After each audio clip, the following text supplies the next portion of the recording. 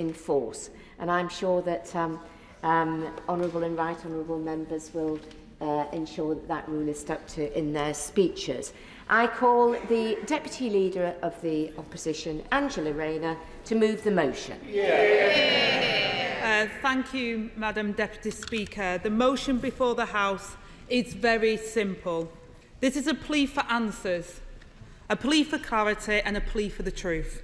And the choice that the House makes today is simple too. Our demand is clear. End the cover-up and begin the clean-up.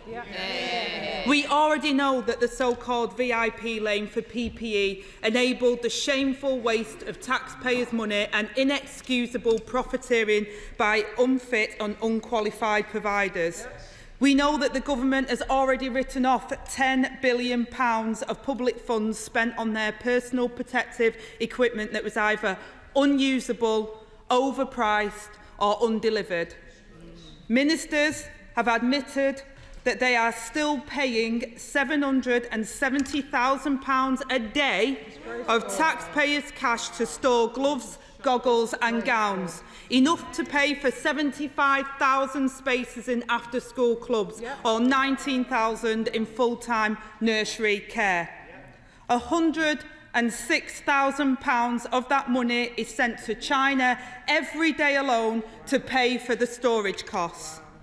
We already know that £4 billion worth of unusable PPE has been burnt to generate power after 70 million PPE items were sold off for just £400,000. What we don't yet know, Madam Deputy Speaker, is what was said in correspondence between the key participants of the benches opposite and the unqualified cronies on the make and on the take. We don't even know exactly where our money ended up. But we do know that if ministers get their way, this system could be used again, and this scandal repeated, enriching fraudsters at the expense of the taxpayer and creating a new mountain of waste. I'm grateful to my honourable friend for giving way. She's absolutely right that there is a scandalous waste of public money here. But equally important is that we know that our care sector and health sector was desperate for PPE during the pandemic. Specialised Canvas in my constituency actually changed all of their manufacturing to be able to make PPE and got a large number of contracts from individual trusts, but they were completely unable to get any contracts out of the Department of Health. So alongside the public money wastage, there was also the fact that we had nurses and carers unable to access PPE when they desperately needed it at the height of the pandemic. Shocking. My honourable friend is absolutely right. There's 2 points that are made there, which I will come on to in my speech in greater detail. But one was the lack of PPE for those on the front line, and also the total disrespect in the way in which these contracts through the VIP lane was handed out at the expense of businesses up and down the UK who had experience, who could have helped during the pandemic, who were not party to WhatsApps or whatever else that got them to ministers' access to the VIP lane. Take the mystery of a PPE company with links to a Tory politician. While it is for the authorities to decide whether any law is broken, and I won't be commenting on the ongoing investigations, we do know that PPE Medpro was referred to the VIP lane by a sitting member of the Cabinet after lobbying from another Tory politician 5 days before it was even legally registered as a company. The House may recall that this particular company was subsequently awarded 2 contracts worth £203 billion to supply PPE, £81 million to supply 210 million face masks was awarded on May 2020. And a £122 million contract to supply 25 million surgical gowns was awarded in June 2020. Madam Deputy Speaker, the face masks bought by this government from Medpro for more than twice the price as identical items from other suppliers. And the surgical gowns rejected for use in the NHS after a technical inspection. all of them, never even used. It points to a total failure of due diligence and the rotten stench of cronyism. I thank my right honourable friend for giving way. During the early months of the pandemic, I was being contacted by PPE suppliers known to the NHS, long-term suppliers, who told me that they were being rejected as they were offering help.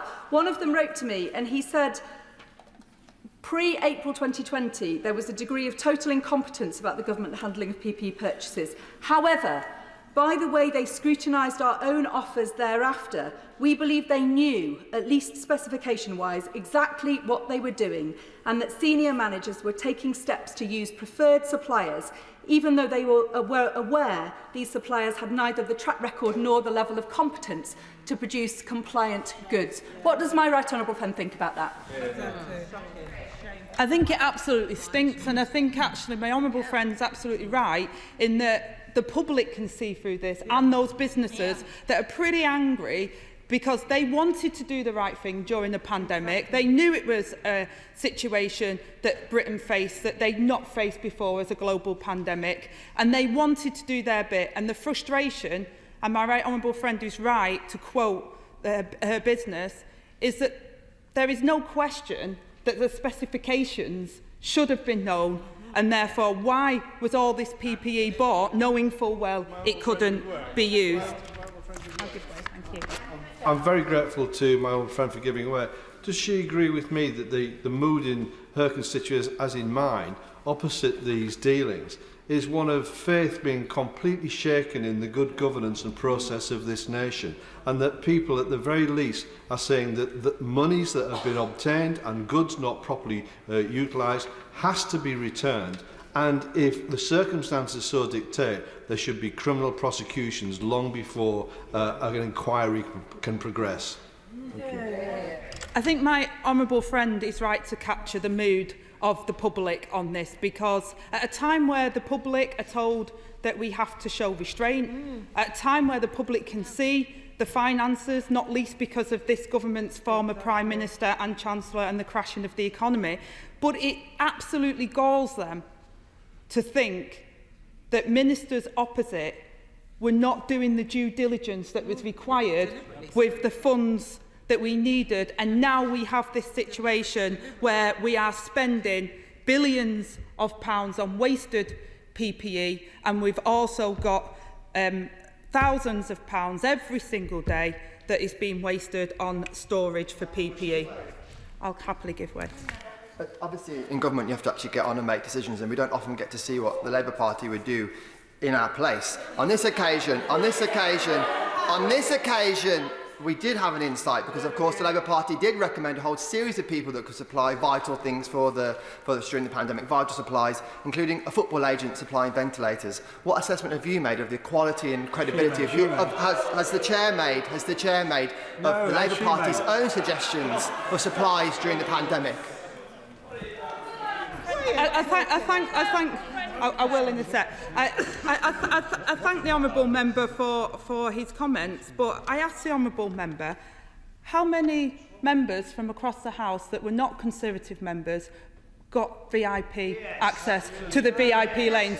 I can give the honourable member the answer: none, zilch, zero. And this is the problem, because the due diligence wasn't done on those contracts, and it was his government's problem, his government's responsibility, and his government's failure.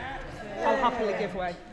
I thank my honourable friend for giving way, and she's making an excellent speech. Would she agree with me that there's a huge contrast between the comments of the National Audit Office on the way that the Welsh Government procured the PPE, where they were not wasting public money, where they were getting value for money, and they were not ending up having to explain to the House how they gave contracts to various people? And would you not agree with me that that is the way that Labour government in action really works? I absolutely agree with my honourable friend, and this was a global pandemic, and yet we see it is the UK government that is constantly criticised about these contracts and the way in which they were doled out and given. And all this motion to the House today is asking for is transparency. What have you got to hide? I'll happily give way. I thank the Shadow Minister, or Shadow Secretary of State, for giving way.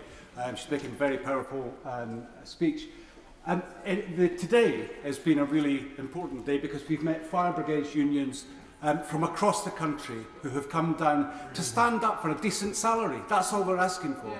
And what this illustrates, what this debate illustrates, is that the government can find billions of pounds to hand over in a crisis to well-connected supporters.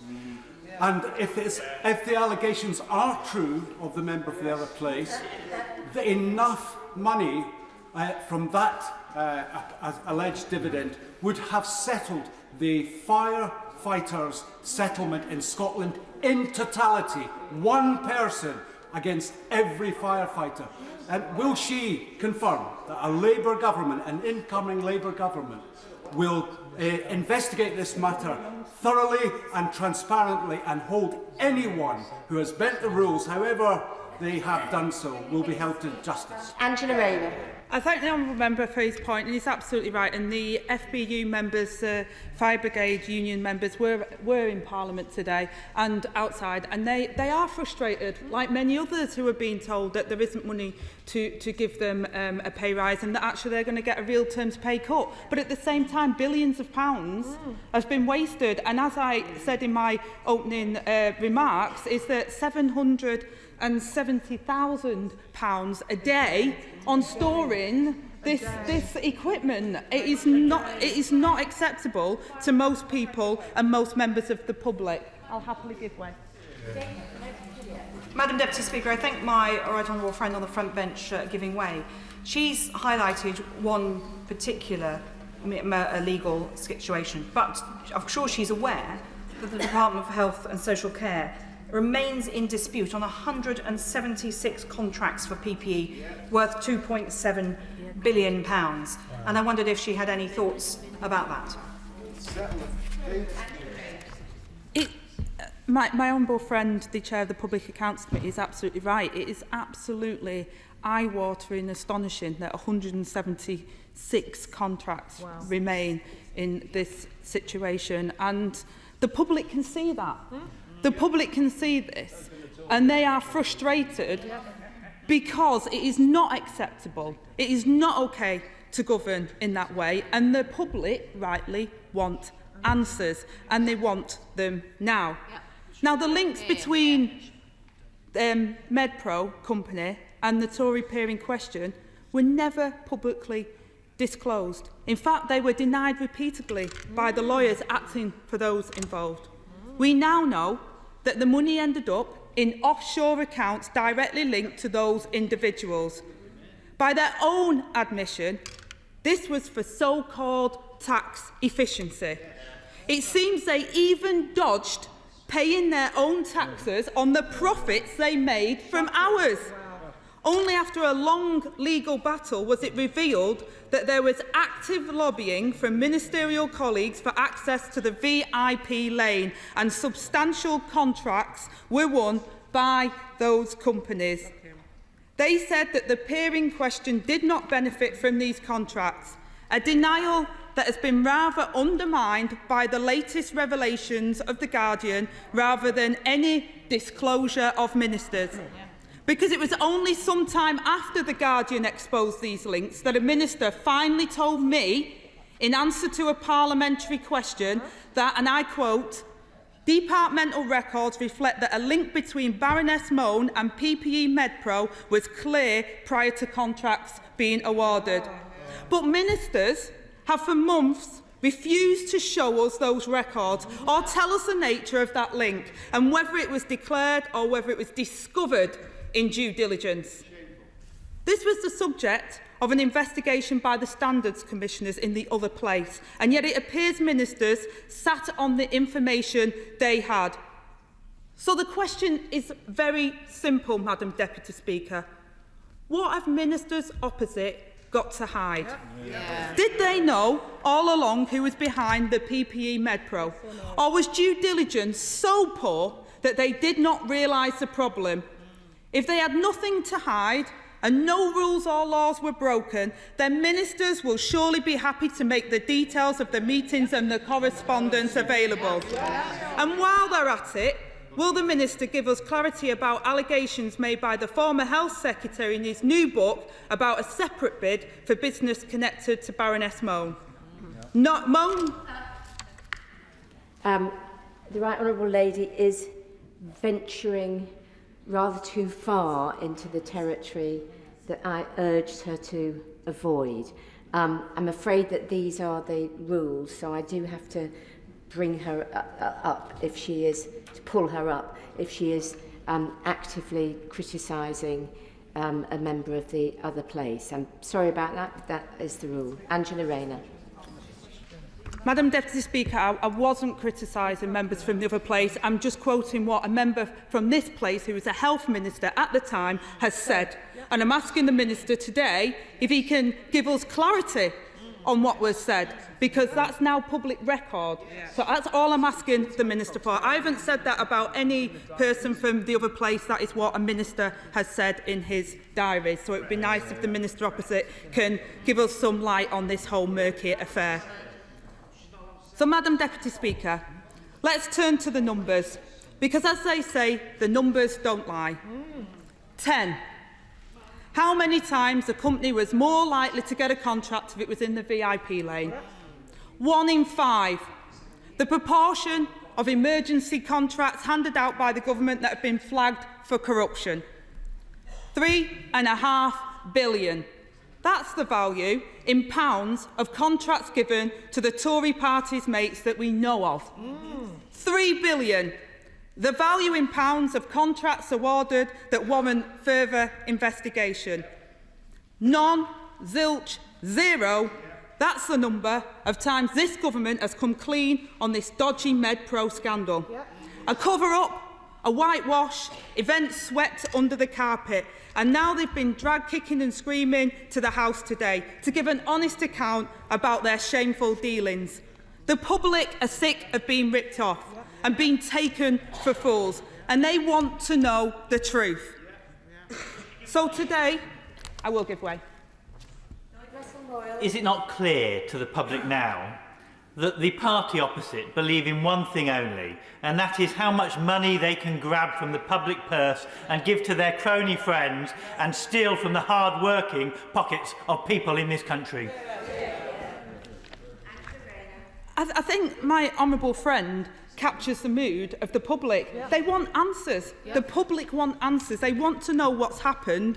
At the time when they needed this government the most to act responsibly, what's happened to their money and what happened with these contracts. So today we've tabled this motion and we will put it to a vote. Let me be clear, Madam Deputy Speaker, that we're not asking the government to do anything that would undermine any chance of recovering our money or that would conflict with any police investigation. But for 10 months they have told us that they are in mediation. What progress has been made? When will they conclude it has failed and take action now? Can they actually get our money back? Or are they just kicking the can down the road? So our motion asks ministers to hand over the records to the Public Accounts Committee, a body this House relies on to hold them to account for public spending. Because the only logical conclusion is that they do indeed have something to hide. The public deserve answers on whether the dodgy lobbying at the heart of this scandal played a part in how vast sums of taxpayers' cash has been wasted, and whether shameful profiteering has been enabled by this government. Which leads me to the second simple question for the House today. Will members opposite, well, the few that are in, will members opposite now vote for a clean-up or yet another cover-up? Just last week, the government led Tory members in the other place through the lobbies to block an amendment to their procurement bill. It would have banned VIP lanes in future procurement decisions. But they voted it down. They voted to protect unlawful VIP access instead of protecting taxpayers' money. The Prime Minister is peddling legislation full of loopholes that would give Tory ministers free rein to do it all over again. Fresh from writing off billions he carelessly cost to COVID fraud, the question for the House is whether to act to prevent a repeat. So today, I say to honourable and right honourable members opposite, learn your lesson. Don't let this shameful episode be repeated. Now, Madam Deputy Speaker, the loss and trauma of the pandemic was immense. Millions of families lost loved ones, some only getting to say goodbye via iPad as mothers, fathers, husbands, wives and friends slipped away. And then we learn that throughout this trauma, companies with WhatsApp links to ministers were given special VIP access to contracts which have seen billions poured down the drain. This government has done untold damage to the public's faith in politics. Yep. The first step in restoring this trust is publishing these documents today. Yeah. The public need answers about how this happened, and they need them now, Madam Deputy Speaker. But they also deserve reassurances that this will never, ever be allowed to happen again. Yeah. Taxpayers' money must be treated with respect, not handed out in backroom deals to cronies or a passport to profiteering. And PPE Medpro is just the tip of the iceberg in this scandal. We now know that companies that got into the VIP lane were 10 times more likely to win a contract. We now know that many did not go through the so-called 8-stage process of due diligence, as ministers have now admitted.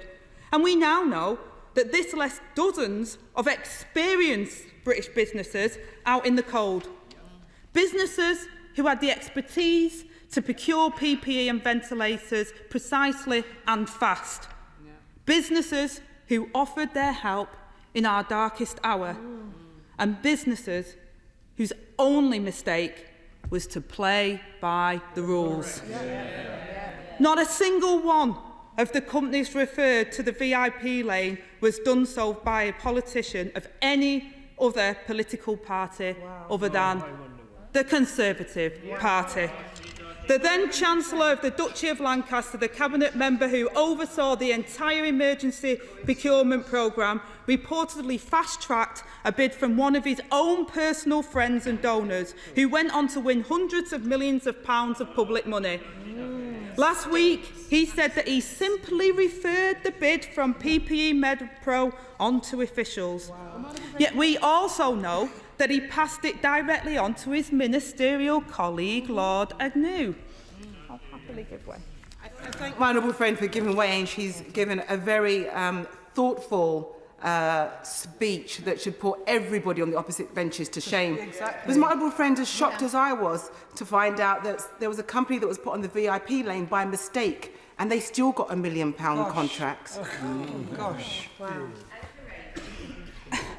It is absolute negligence of due diligence when the whole process, which we now know has been tested in the High Court around this VIP access lane, and what that did and what it didn't do. But we know that there is serious concerns from members of the public, and that's what this motion is about today. It's about getting to the bottom of it, and I think the public deserve no less than that.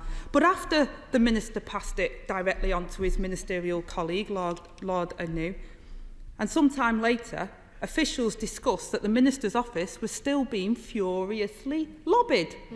The former Health Secretary is also described being lobbied in words I won't quote in the chamber, Madam Deputy Speaker has made it clear, but without any dates or details. So we do not know exactly what conversations or contracts happened behind the scenes. But we do know that £3.5 billion of contracts that have been handed out by this government to their political donors, ministers, mates. And so yes, we do need an investigation into that too. In fact, we need an investigation into every pound and penny that has been handed out, and to learn the lessons so the public money isn't wasted again. And don't forget, they had previously denied the existence of a VIP lane at all. Well, it existed all right. It allowed Conservative politicians to open doors for anyone with connections to ministers. The WhatsApp Highway Express. And earlier this year, the High Court declared it unlawful. Yes. But as my right honourable friend mentioned earlier, it didn't have to be this way. Governments across the world responded to the COVID emergency without wasting billions of pounds of taxpayers' money and relying on dodgy backroom deals. According to the watchdog, the Welsh Labour government managed to prevent health and care bodies running out of PPE. The watchdog said, and I quote, "In contrast to the position described by the National Audit Office in England, we saw no evidence of a priority being given to potential suppliers depending on who referred them." The Welsh Labour government created an open, transparent PPE supply chain, in stark contrast to the approach the Conservatives took in England. Friend from giving way, she's making a powerful speech. Does she agree with me that, with the benefit of hindsight, this House would not have allowed the government to have the emergency procurement powers that it granted at the beginning of the pandemic if we'd have known how they were going to be used in this corrupt way? Not used, abused. I think my honourable friend's absolutely right, and I'd go further in terms of the correspondence that I've been receiving is that the public feel that, and many Conservative voters are absolutely shocked by what they've seen this Conservative government do. They don't believe it speaks to their values, and yet this has happened, and yet we have a procurement bill going forward where this could happen again. So for today at least, the question before the House is simple: clean up or cover up? I know that members across this House care about our democracy. Although we disagree on many things, I hope we agree on the importance of trust in politics, the values of integrity, professionalism and accountability in public office, the public's wish for more transparency and accountability within these four walls. Put simply, a vote for this motion is a vote in favour of the truth. This government has presided over scandal after scandal that has engulfed their party. They appear to have benefited from dodgy lobbying left, right and centre. And voting today for yet another cover-up will send another very clear message to the public that this Prime Minister cares more about protecting vested interests than putting things right. That his own promise of integrity, professionalism and accountability is just more hot air. After what they've put the British people through, this surely cannot be the message members opposite want to send. Now, Labour has a plan to turn this procurement racket on its head and tackle the obscene waste with an office for value for money to ensure that public money is spent with the respect that it deserves. It's about time members opposite got with that programme. So I say today, and I hope the benches opposite are listening, let's end the cover-up and begin the clean-up and start it now. And I commend this motion to the House. The question is, as on the order paper, I know that honourable and right honourable members heard what I said previously. I just want to add that whilst these matters are not sub judice, they are under investigation by law enforcement agencies and the Lords Commissioners for Standards, and nothing should be said to prejudice or to prejudge or prejudice any investigations. I'm sure that that will be borne in mind. Minister Wilkins. Thank you, Madam Deputy Speaker, and I'm grateful for the opportunity to come to this House to talk about our vital national effort on personal protective equipment. Colleagues must cast their minds back to where we were 3 years ago, as we stood on the precipice of a global health emergency, the likes of which had not been seen for over a century. SARS-CoV-2 was not even called COVID-19 by this point. I will in a moment. And little was known about its impact and transmission. And in a matter of a few short weeks, this novel coronavirus pushed global health systems and global PPE supply chains to near breaking point. Yet here at home, from a standing start, we initiated work on one of the toughest logistical challenges ever undertaken in peacetime, the provision of PPE for frontline colleagues in health and social care. At the beginning of the pandemic, in one of my first Prime Minister's questions, I asked the then Prime Minister if he would ensure that profiteering would have no place in this government's response to the COVID pandemic. And now fast forward all these years later, and that seems to have been at the very heart. And the question that I have for him is that the British people were told that this government was helping them. British industry was told that they were going to be supported. Well, I have been persisting in my questions about how the domestic diagnostic industry has been promised work by this government, and they are being charged for doing the right thing. Will he apologise to... Yeah, thank you. Well, Madam Deputy Speaker, I'll come on to many of the points that the Honourable Gentleman raises, but I will just say about UK supply chains. At the beginning of the pandemic, only 1% of PPE used in the UK was produced here. At present, 3/4 of the FFP3 masks provided to the NHS and social care are now manufactured in the United Kingdom, and contracts were signed with around 30 UK-based companies to manufacture around 3.9 billion items of PPE. I will in a moment. Now, Madam Deputy, I'll just make some progress and I will come to colleagues. Now, colleagues will recall those early days. Planes turned around on the tarmac, countries imposing export bans, a huge inflation in global prices, and the price of crucial items like gloves increasing sixfold. Now, these were the conditions under which tough decisions were taken. These were the decisions under which PPE was procured. And these were the conditions, Madam Deputy Speaker, under which we stepped up to protect our most vulnerable and save lives. For giving way. But how does he possibly square the fact that ARCO, a leading clinical PPE supplier to the NHS since its very inception, is existed in Hull for more than 100 years, didn't get a sniff at any contract from the Department of Health because there weren't anywhere near a VIP lane? The Minister should be saying sorry at the dispatch box.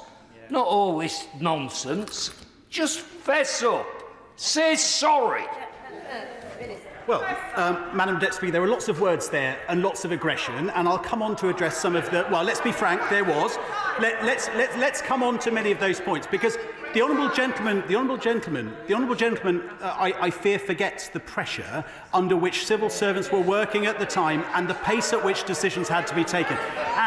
And if the honourable gentleman would like to write me with those exact conditions. Order. The honourable gentleman. Order. The honourable gentleman must allow the Minister to answer. It's not fair just to shout back as soon as he starts answering. Minister. The honourable gentleman will know that civil servants had to take decisions about speed and pace and quantity. They were looking at contracts that would get the most amount of PPE for the best value of money as quickly as possible. I'll take my honourable friend's intervention. I'm very grateful to my honourable friend for giving way. Was everything that was done perfectly? No, and all lessons will be learned, I've no doubt. But he does make, I think, the point which all of us would be well advised to try and remember, because it is now quite a long time ago, the absolute panic and fear. The whole world was trying to buy this stuff at any price that they could get hold of it. And if we neglect that, if we neglect to remember the doctors and the nurses and the care home operators in our constituencies who were knocking on our doors asking for emergency help, then we can't have a proper debate about this issue. Madam Deputy, my honourable friend is absolutely right. And under those circumstances, in those conditions, we had to be quick and decisive to protect colleagues on the front line so that they could continue providing life-saving care. But with lives on the line, Madam Deputy Speaker, of course, we had to change our approach to procurement and adjust our appetite for risk. And I don't believe, I will in a moment, but I don't believe, Madam Deputy Speaker, as my honourable friend just said, that the British people would have forgiven us if we'd stuck to the same old processes. We had to balance the risk of contracts not performing and supplies being sold at a premium against the real risk, Madam Deputy Speaker, of harm to the health of frontline workers, the NHS and the public if we failed. The opposition want to have it both ways. They're criticising us for procurement decisions. As I mentioned earlier, they recommended a football agent to supply ventilators, and the same Serco company that they criticise us for having procured PPE from, the Welsh Labour government also procured PPE from. Well, Madam Deputy Speaker, I'm keen not to get into a political slanging match on this exact point. But where my honourable friend is right is that all members across this House were receiving multiple emails from people who were, as my honourable friend points out, they were panicking because they wanted to ensure that we were procuring that PPE equipment as quickly as possible. So, Madam Deputy Speaker, colleagues, I will in a moment, colleagues across government and beyond work day and night taking tough decisions to keep our country safe. Those efforts secured billions of items. Now, I'm going to come to civil servants in a moment, and forgive me if I won't give way, Madam Deputy Speaker. I think the Minister has indicated that he will give way in shortly. So I think let him make a bit of progress. Minister. Interesting comment, Madam Deputy Speaker. I've actually given way equally to both sides so far in this debate. And there is some reluctance, Madam Deputy Speaker, for me to give way to members who tell other members to sit down whilst they are speaking or making interventions. But, Madam Deputy Speaker, I will later. I said I would and I will. But those efforts of the civil servants secured billions of items, and by June 2020 we'd obtained 30,000 ventilators and delivered more than 17.5 billion items of PPE to protect frontline workers. Now, what does this mean in practice, Madam Deputy Speaker? That we were able to keep our NHS open throughout the pandemic. It meant emergency operations went ahead. And once some of the toughest restrictions were eased, it also meant that relatives could visit their loved ones in and around care homes. I will give way. I thank the Minister for giving way. I just want to take the Minister back to where he mentioned civil servants. According to the government's own records, civil servants were begging ministers not to give contracts to some of these companies because they had red flags. They were overcharging the government almost double the price that they agreed to be paid, which was an extra cost of £50 million to the taxpayers. So civil servants themselves were begging the government not to act in the corrupt manner that they did. I'm actually very pleased that the Honourable Lady made that intervention, because that's the first I've ever heard such an accusation made. And if the Honourable Lady has evidence of such, I suggest that she presents it. And it might be helpful, Madam Deputy Speaker, if I just talk through the process. Thousands of companies made offers. Around 430 were processed through the high priority lane. Only 12% of those resulted in a contract. Due diligence was carried out on all companies. Due diligence carried out by civil servants. Financial accountability sat with a senior civil servant, and ministers, this is important, Madam Deputy Speaker, ministers were not involved in the decision-making process, and it was a team of over 400 civil servants that processed referrals and undertook due diligence tests. I will come in just one moment. Now, so on that basis, Madam Deputy Speaker, we'll make no apology for procuring PPE at the pace and volume that we did. And now that the global market for PPE has stabilised, I know it's easy for some people to point to the value of goods that are inevitably now sold at a much lower price than we paid. It is a cheap shot, Madam Deputy Speaker, and it is one that entirely misses the point. Now, we adjusted down the value of our PPE holding as market prices have changed. That is just standard accounting practice. And even then, we're still putting large quantities of it to use. And, Madam Deputy Speaker, our successes should be judged on the conditions we faced at the height of the pandemic, not with the convenient benefit of hindsight. Now, let me come to civil servants. And if I may give the Right Honourable Lady the benefit of my fast approaching 4 years' experience as a minister.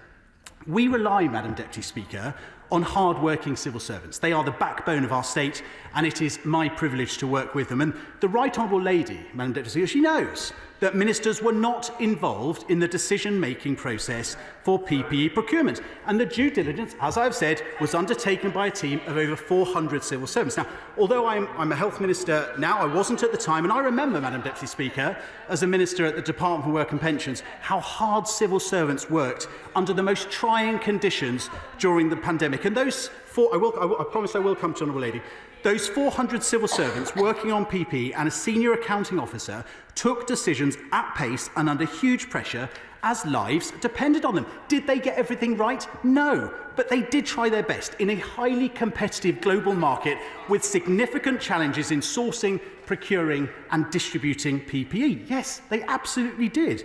And I would just very, very gently say to the Right Honourable Lady that her implied criticism of their professionalism, integrity and independence at a time of crisis now, Madam Deputy Speaker, with the convenience and luxury of hindsight, is deeply regrettable, of course.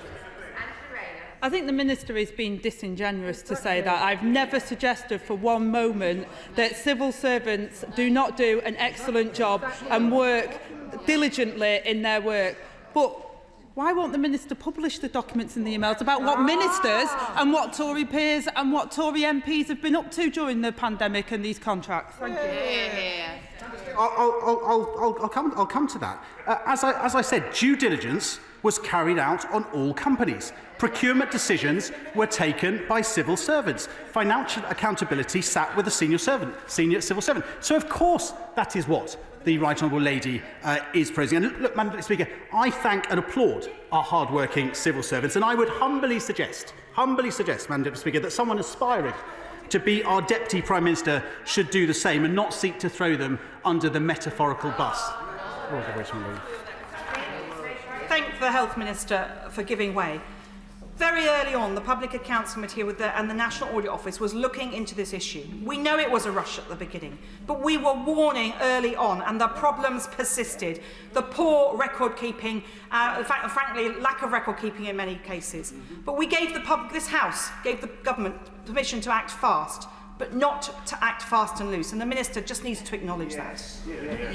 Well, Madam Deputy Speaker, I thank the Right Honourable Lady for her intervention. I'm going to come on a little bit to some of the action that we're going to take. But the Right Honourable Lady rightly mentions accountability, and it's an important point. Details of the high priority lane were published on the 17th of November 2021 and updated in February 2022. And it's an important point, Madam Deputy Speaker, because the Right Honourable Lady, the Deputy Leader of the Opposition, suggests that there is some kind of cover-up. Well, if there is, Madam Deputy Speaker, listen to this, because this is some kind of cover-up. So, high priority lane details published on the 17th November and updated in February of this year. The National Audit Office has written 3 reports specifically about PPE. The Public Accounts Committee has held a number of evidence sessions. The Boardman Review has taken place into procurement, and we are implementing their findings in full. The independent public inquiry into the government's handling of the pandemic is ongoing. Now, of course, there are lessons that we have to learn and can and should learn, Madam Deputy Speaker, but there is clear accountability in this process. Now, Madam Deputy Speaker, as I mentioned civil servants, I want to put on record my thanks to the 400 civil servants who worked tirelessly to source deals from around the globe, buying PPE to the highest standards and quality, and yes, for the best value for the time. But it wasn't only them, Madam Deputy Speaker, it was a true team effort, one that was made possible through some incredible collaborations, including everyone from industry to the NHS, social care providers, to our armed forces. They all played their part, and they played it well. Now, turning, Madam Deputy Speaker, to unsuitable PPE or potential fraud. It is a simple truth, Madam Deputy Speaker, that 97% of all PPE we ordered was suitable and fit for use, with only a small proportion of the billions of items procured deemed unsuitable. Now, where that has been the case, Madam Deputy Speaker, we are actively seeking to recover costs from suppliers, and we're working to maximise the value from our stockpiles, including using PPE in other settings outside of our NHS. Equally, in those rare instances where there have been allegations of fraud, my department's anti-fraud unit has worked quickly to investigate and moved to recover costs. Now, with respect to some of the specific points raised in today's motions, From the thousands of companies that made offers, around 430, as I have said, were processed through the high priority lane, and only 12% of them, Madam Deputy Speaker, resulted in a contract award. Now, the Right Honourable Lady knows that all contracts went through the same due diligence process, regardless of the source of the offer. And she also knows, Madam Deputy Speaker, that the NAO has written 3 reports about PPE, and the Public Accounts Committee has heard a number of hearings. And the Right Honourable Lady would like me to go, I know, into the detail of individual contracts. But she knows, Madam Deputy Speaker, she even alluded to it, that my department is engaged in commercially sensitive mediation with the relevant companies with a view to resolving the issue without recourse to formal legal action. Now, responding specifically to the terms of the motion, the government is committed to releasing information when all investigations are concluded. Our response will necessarily take into account the wider public interest and the commercially sensitive nature of the material.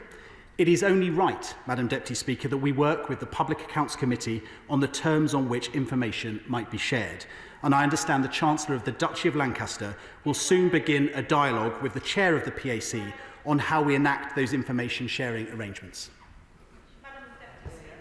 I thank the Health Minister for giving way again, and I would just like to reassure him and the House that the Public Accounts Committee is responsible and not reckless.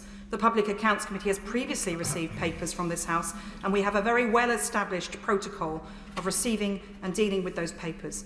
And the committee is a trusted committee. We never leak. Well, if we decide to publish, that is a choice that we would make, but it is a responsible decision that we would take. I thank the Right Honourable Lady for that response, and I know the Chancellor of the Duchy of Lancaster will soon begin that dialogue with her. I have given way once before. The Honourable Lady shouldn't be on her feet when the Minister is answering an intervention from the Right Honourable Lady at the back, because quite simply she's getting in the way of the dialogue. That's not the polite way to do it, right? If her intervention is going to be taken, it will be taken in due course. Standing up for a long time when there's another dialogue going on is really not very polite. Minister. Thank you, Madam Deputy Speaker. And I have given way to the Honourable Lady once already, and I have been generous with my time. And I'm not going to give way one more time. I have given way once before, as I promised I would. I also gave way to the honourable gentleman too. So let's now, Madam Deputy Speaker, we should be proud of the remarkable progress that we have made on PPE. We are now in a position where we are confident we have enough stock to cover all future demands arising from COVID-19. The Right Honourable Lady mentioned some figures in relation to storage costs. I'm pleased to say they are now significantly reduced, and I'll write to the Honourable Lady with those the cost of storing that PPE here in the UK. Moreover, we've strengthened our country's PPE supply chain for the long term, including manufacturing more PPE here in the UK. Before the pandemic, as I said, Madam Deputy Speaker, at the beginning of this speech, just 1% of our PPE was produced here. Now the government has awarded contracts with around 30 manufacturers for the supply of almost 4 billion items of PPE. Now, we have learnt many lessons, Madam Deputy Speaker, from this pandemic. And when it comes to PPE, we are in a stronger footing today than ever before. But the successes of our enormous national effort at a time of unprecedented national crisis deserve to be recognised. People from all walks of life came together to protect people in the NHS and social care, and in doing so, they saved lives. Even as we continue to learn and build a system fit for the future, this government will remain enormously proud of everything that was achieved. Brendan O'Hara. Thank you, Madam Deputy Speaker, and it's a pleasure to follow the Minister in his robust performance, and he said at the end that the government has learned many lessons, and lesson number 1 appears to be apologise for nothing. Yeah. And the Minister knows that no one that I heard was criticising the civil servants. Everyone on this side of the House knows that the civil servants were working in impossible conditions, and conditions that were created by this government. And I understand, and I can see that he's been told to come out swinging and apologise for nothing. Because, let's be honest, from the moment we first learned about the existence of this VIP lane for the politically connected, it was almost inevitable that it would come to this, with members of this House discussing the vast, eye-watering sums of public money that was earmarked for procuring vital protective equipment during the pandemic, but which instead has found its way into the hands of fly-by-night chancellors with little or no knowledge or experience of PPE procurement, but who, and this was probably the most charitable thing I could say about them, who became fabulously wealthy while making an absolute pig's ear of it while trying to learn on the job. And long before PPE Medpro scandal broke, many of us were already trying to work out how did the brains behind this get-rich-quick scheme ever believe that a plan in which the government would fast-track its cronies, their politically connected pals, and now it would appear their parliamentary colleagues, was ever going to end well. And I do suspect, Madam Deputy Speaker, as I said during the urgent question on November the 24th, that the absolute shocking allegations that have been levelled against PPE Medpro, both in The Guardian and in The Times, and allegations which lead directly to a member of the other House, may well be the tip of a very, very large iceberg. And I suspect that the reason that the government has been so reluctant to release the papers containing the advice and the correspondence and all the communication between ministers, special advisers relating to the awarding of that contract is because it didn't want to create a precedent, one which would require them to open the Pandora's box that is the VIP lane for PPE procurement. But the Minister would do well to remember there is another precedent here, because the similarities between today's motion and the motion of the 17th of November last year, when they were instructed to release the papers in relation to the Randox Owen Patterson scandal, are absolutely striking. And they'll recall too how that scandal rumbled on into February, into 2.5 months fight before the papers were finally made available. But what's also similar to last year's debate, it goes to the heart of today's debate as well, it's the same very simple question. Has this government got something to hide? Is there something this government does not want us to see? Because the Minister must be aware that the more they dodge scrutiny, so the public suspicion will grow that this PPE procurement programme was little more than the get-rich-quick scheme for their politically connected pals. And given what we already know, who can blame the public for thinking that? Because Byline Times recently said that the COVID contract winners, with direct result to the direct links to the Conservative Party, that's donors and associates, have seen their collective financial position improve by in excess of £300 million. And was anyone really that surprised when Private Eye described, and I quote, how the Department for Health and Social Care's London-controlled PPE cell was dishing out contracts like confetti to opportunistic businessmen? I shall. What does he think the Scottish public would think about the Scottish Government awarding PPE contracts, I think over 20 suppliers without competition, who were brand new, weren't known suppliers to the government before that? What do you think they think about that?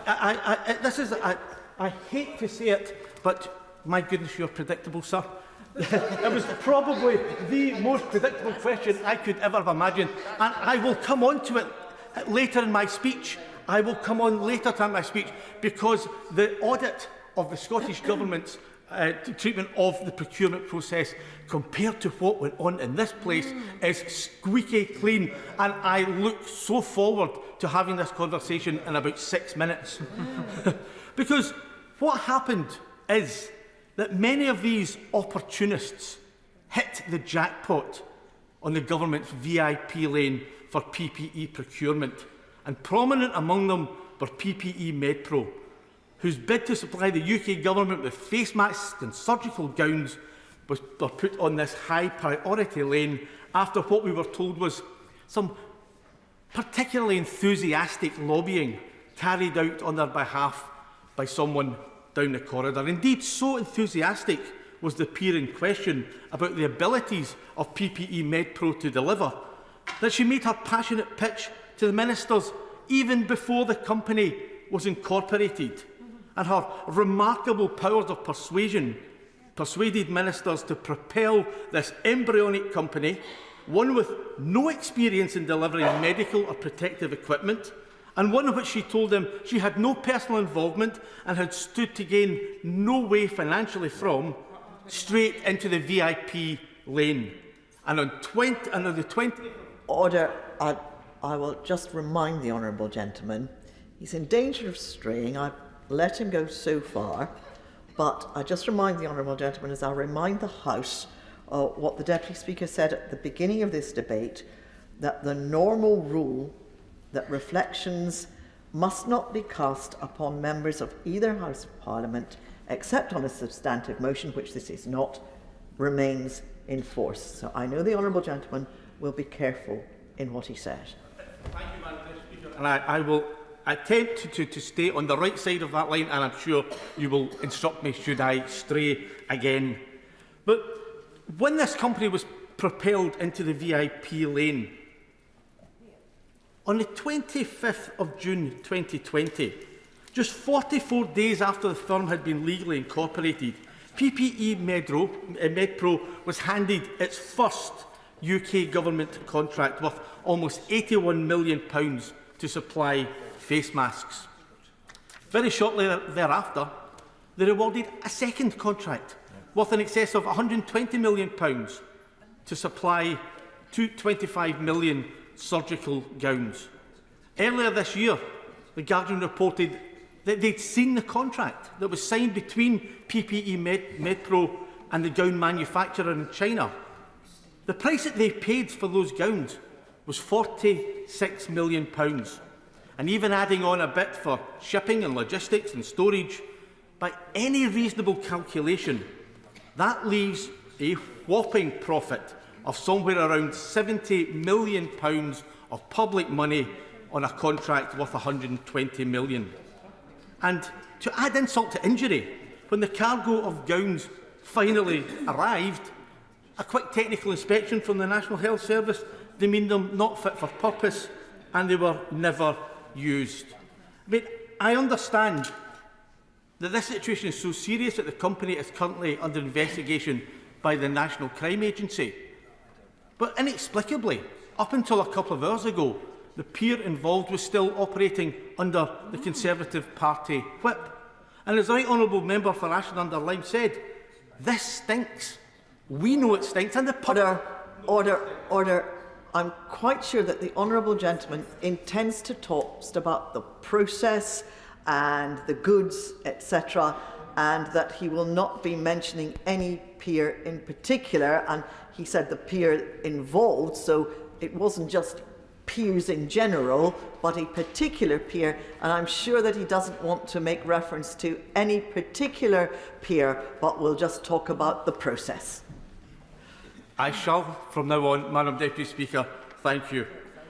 Because this whole process stinks, and we all know it does.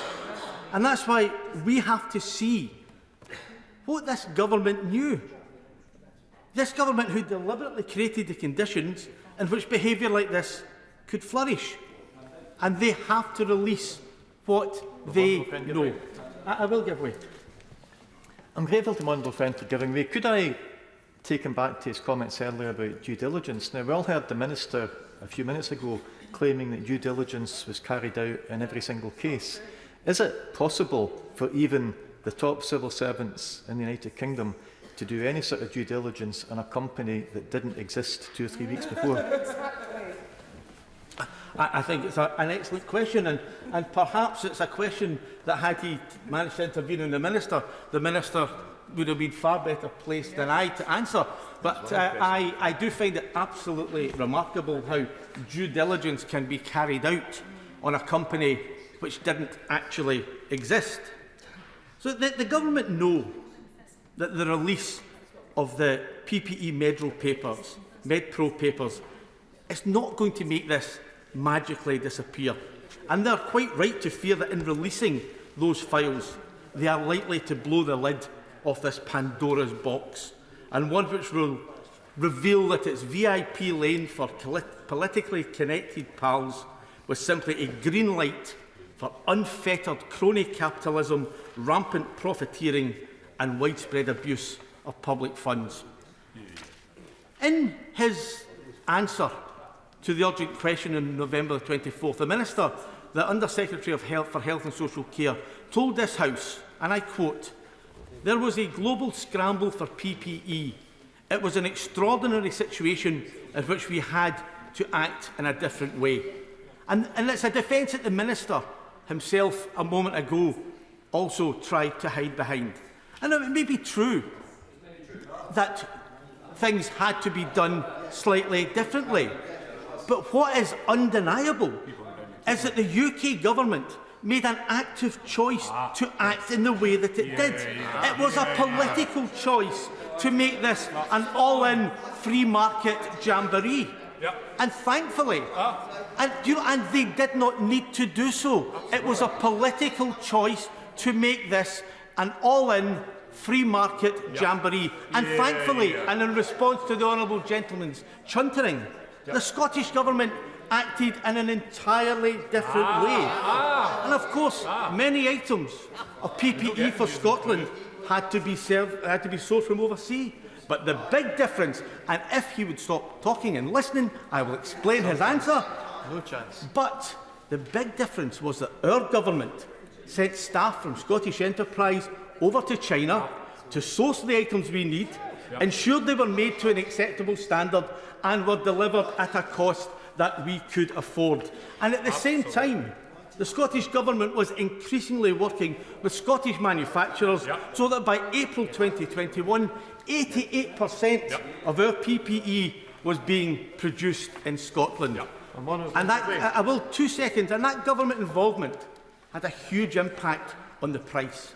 Unit costs showed that disposable face masks cost the NHS in Scotland 31p each, while the Department of Health and Social Care in England paid 40p. That's an increase of 29%. I'm grateful to Honourable Ben for giving way, and I can personally vouch for what he said about the development of the manufacturing industry in Scotland, because there's an outstanding manufacturer in my constituency that did exactly that. They came in and worked unpaid over the weekend to reset their production lines to make what was needed instead of the high quality stuff they'd been producing before.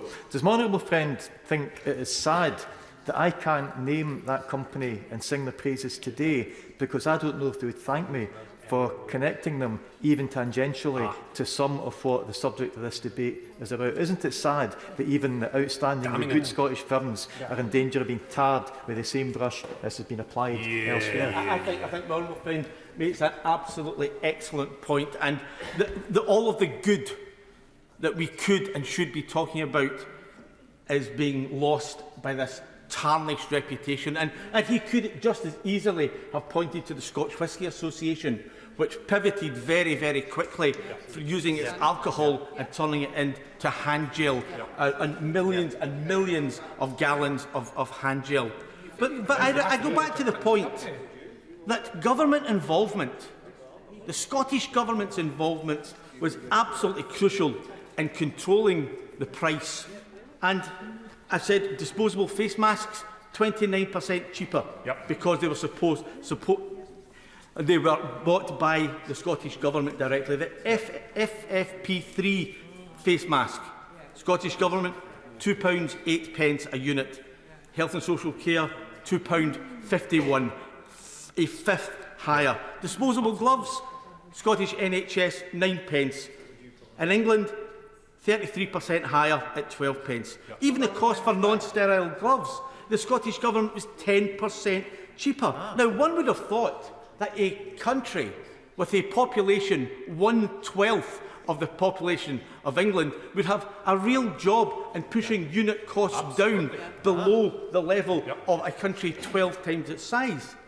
But it goes back to the fact that the approach that the Scottish Government took meant that it was in control of every part of the process, and it secured the deals that it required at a price. Absolutely. The member is talking about the Scottish Government's track record on procurement and how you bring value to money to the piece. Do you think that's applied across the piece? How well do you think you're doing on when it comes to ferry procurement in Scotland? Very good. It's somebody with no votes. It's remarkable. You can always spot when a Tory's sinking beneath the waves when he starts shouting ferries at you. So, and of course, let's remember, this is the government who awarded a ferry contract to a company who no boats. Is he aware, as perhaps the honourable gentleman from Crewe is not, actually that contract, the Seaborne Ferries contract, cost £13 million. Isn't it not the case that people in glasshouses ought not to throw stones from Crewe? Well, one would have hoped that people in glasshouses, having thrown the first stone, would have realised that perhaps it wasn't the best idea. But while we're talking about procurement, and let me put on record, Madam Deputy Speaker, that the NHS in Scotland used emergency procurement provisions to award PPE contracts without competition during the first wave of COVID-19. But, and crucially, the auditors are completely satisfied that the procurement arrangements were in place, as saying that there was, and I quote, no evidence of preferential treatment or bias in the awarding of contracts in Scotland. Was that your hand? And I believe that that is the significant reason why overall our costs of the pandemic procurement were less than a third of the UK. And it perhaps explains, again, why the government are now paying £770,000 every single day to store PPE in China. And the Minister will be aware, I have tabled a series of questions today to ask how much of that is still usable, how much of it meets the standards required for the UK, and to ask probing questions about the quality control methods were used in securing that. Can you explain that? And the proportion of PPE that did not meet the standard required for the... I will give way if the Minister could tell us exactly the proportion of PPE that was produced that did not meet the standard in the UK. Quickly update the House. As of October, we hold 13.1 billion items of PPE. We have disposed of 145,000 pallets of excess stock so far. The majority is stored in UK sites. Around 120 million items are still stored in China. The total cost of storage is now below £400,000 a day, so significantly less than the Honourable Gentleman says. And the total cost for storage in China is £35,000 a day. I genuinely thank the Minister for that information, and I do look forward to rereading it in Hansard until I can actually digest it. But I did think, if I'm correct, that we are now on £500,000 a day in storing PPE. In conclusion, Madam Deputy Speaker, having to do things differently doesn't give anyone, whether they're a private individual, an elected politician or an unelected politician, a licence to rip up the rule book and behave as if we live in an unregulated wild west of public procurement. And that is why it is vital that these papers are released, because the public has a right to know why, while doctors and nurses and other medical staff battled unvaccinated through the worst of this pandemic, and as the public stood and cheered them in grateful thanks, why some people with connections to this government saw only the opportunity to make themselves a quick buck. And finally, I do predict that this PPE Medpro scandal is the tip of a very large iceberg, an iceberg that will eventually sink this ship of fools. Nick Smith. Thank you, Madam Deputy Speaker. I rise to support the motion of PPE. This has become a terrible tale of waste for our country. Firstly, having purchased so much PPE, the taxpayer is now paying to store, and as I've discovered, burn a great deal of it. Secondly, a band of profiteers, some having taken advantage of their political links, exploited our country's desperation. Many of these opportunists, used in chicanery and secrecy, made eye-watering profits. And now the UK Department of Health is withholding information on the cost of staffing its contractual battles with some of these PPE suppliers. Madam Deputy Speaker, I want to address the continuing cost of PPE storage. A government response to questions I asked just last month said The department currently holds 13.2 billion items of PPE. The cost of storing this is a staggering £770,000 a day. Now, we've just heard an update to that. I was going to go on to some other date, but that's still going to be, I think, about £128 million a year, Madam Deputy Speaker. If you round that up over the year ahead, that's half the cost of a brand spanking new hospital, and it's a disgrace. Secondly, Madam Deputy Speaker, we've come to hear about the modern-day pirates whose business accounts have been almost impossible to trace and track. Thanks to the Sunday Times, we've heard of a network of companies with connections to Conservative lobbyists. One being Sante Global, formerly Unispace Health. Private Eye deserve a medal for their digging deeper here. Their Profits of Doom special highlighted how Unispace Global Limited won PPE contracts worth nearly £700 million.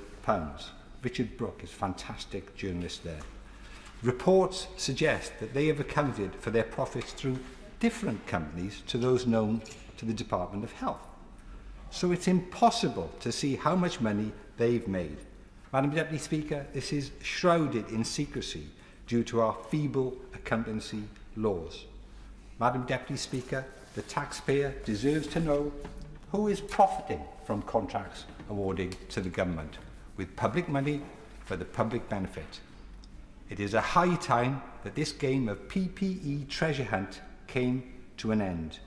We need full, open accounting for COVID-19 contracts. These companies should be made to publish full details of their income, their profits, their commissions, their dividends, and their big bosses' bonuses. Then, the Chancellor, I think, should consider a windfall tax on these super profits. Madam Deputy Speaker, the government could also learn a lesson in transparency. In my experience, in recent months, it's trying to dodge questions on the continuing cost of PPE. Last month, I asked the Secretary of State for Health how much unused PPE had been donated, sold, recycled, and incinerated since the start of the pandemic. No answer yet. I also asked when he plans to publish the forecast of the cost of resolving these ongoing contractual disputes we've heard a lot about today. Again, no answer yet. Now, there are disputed contracts worth £2.6 billion with 176 companies. That amount could buy us 7 new hospitals. It's important the government pursues this money, so all power to their elbows. However, I think transparency on its processes could really help this cause. Because the more we all understand, the better we can hold the bad actors to account. Madam Deputy Speaker, we should support the motion today. As long as the long tail of COVID costs continues, COVID contracts need to be cleared up and the Department of Health must come clean. Thank you, Madam Deputy Speaker. Dawn Butler. Thank you, Madam Deputy Speaker. Just a few points for the Minister who's no longer in his place. The National Audit Office did not have all the paperwork it needed to give a full and correct report. So therefore, the Minister keeps quoting the National Audit Office saying that due diligence was done on all companies is not correct. And also, the NHS published weekly consumption data during the pandemic. So really the question is, how on earth did we come to buy 5 times more PPE than we actually needed? Exactly. It makes no sense. And there's a lot of evidence and paperwork on the Good Law Project website, just for the Minister's reference. But, Madam Deputy Speaker, coronavirus pandemic has been a nightmare for everyone. It was a time of national pain and loss, and for some, it was unspeakable. You know, they lost loved ones, I lost loved ones, and it was also financially damaging for the country. But it is absolutely shocking and unforgivable that some people took the opportunity to see this crisis as an opportunity to seriously line their own pockets, making money out of the misery we all went through. Let's be clear, this money is not free money. This money comes from working people through taxation. And the government's been pickpocketing the working class to fund the lifestyle of the rich. And we still don't know the true extent of the misuse of public money. And that's why this motion is important today. Because even though I and many others have been asking questions for 3 years, what comes back from the government is really quite sparse. And we're having to piece together the information. And that's not good enough for a government. We need to be transparent and honest. And the public deserve to know who was given public funds and how many had links to the Conservatives and what they were paid for. Because I often ask, what were they paid for? What kind of PPE? How many and how many did we receive? And the minister never comes back with that information. So if the minister's got the facts and figures for each company broken down, I'd appreciate that the minister puts that in the diary. And apparently, according to the minister last week, some companies were paid for PPE even though we had enough PPE in stock. So, and I said, was that deliberate? And he said, yes. And I think that's really quite strange. If we've got enough PPE, you're giving people more PPE, of course. Oh, God. The honourable member claims that we bought 5 times too much PPE. This is not the case. We did have 20% excess capacity against a worst-case scenario, which thankfully didn't materialise. But just to be clear to the honourable lady, it is not the case, as she keeps saying, that we bought 5 times too much PPE. It is simply not the case. Intervention. So can the minister just clarify, if the NHS was given weekly stats and how much PPE was needed, how comes there's so much PPE in storage that's costing £750,000 a day to store? Yeah, but the minister want to come back? Oh, minister's walked in at the right time. On that point, it's not the 700,000 figure you just quoted, but just on this point, it is not the case that we bought 5 times too much PPE. She keeps saying this. It's not the case. Madam Deputy Speaker, I suppose the facts will reveal itself when the minister shows all of the paperwork and leaves it in the library, and then we can go through the facts and the stats and the figures together. I look forward to that. The thing is that, and we've heard earlier today that they're going through some figures now, Madam Deputy Speaker. I really think that to resolve all of this, to not even have this debate and conversation, just put all the paperwork in the library. We can all go through it together, and that is what's needed, of course. Giving way. She's making a really powerful speech, as she has done and spoken with incredible experience and heart throughout the last few years on this subject.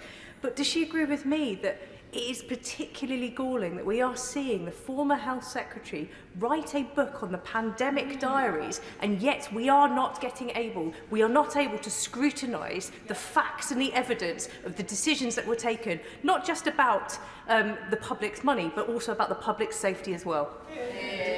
Absolutely, my honourable friend makes an extremely valid point. And the thing is that I spoke in committee this morning, and I'm not going to read the book, but I think we really do have to scrutinise that book and cross-check the information that the minister gave in committee to what he's put in his book.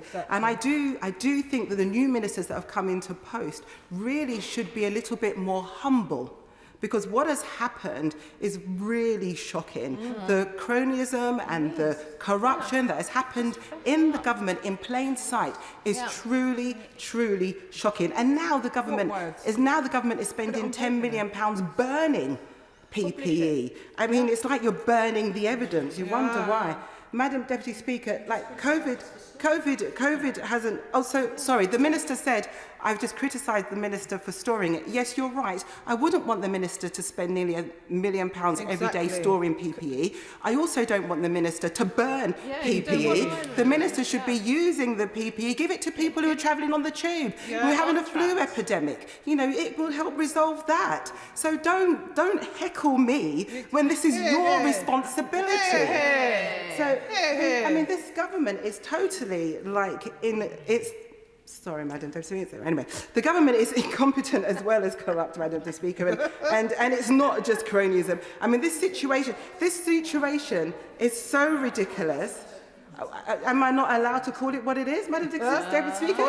It smells like corruption to me. Order. It's perfectly in order for the honourable lady to say incompetent. but I would be grateful if she would find another form of words rather than saying corrupt. Suspicious, innit?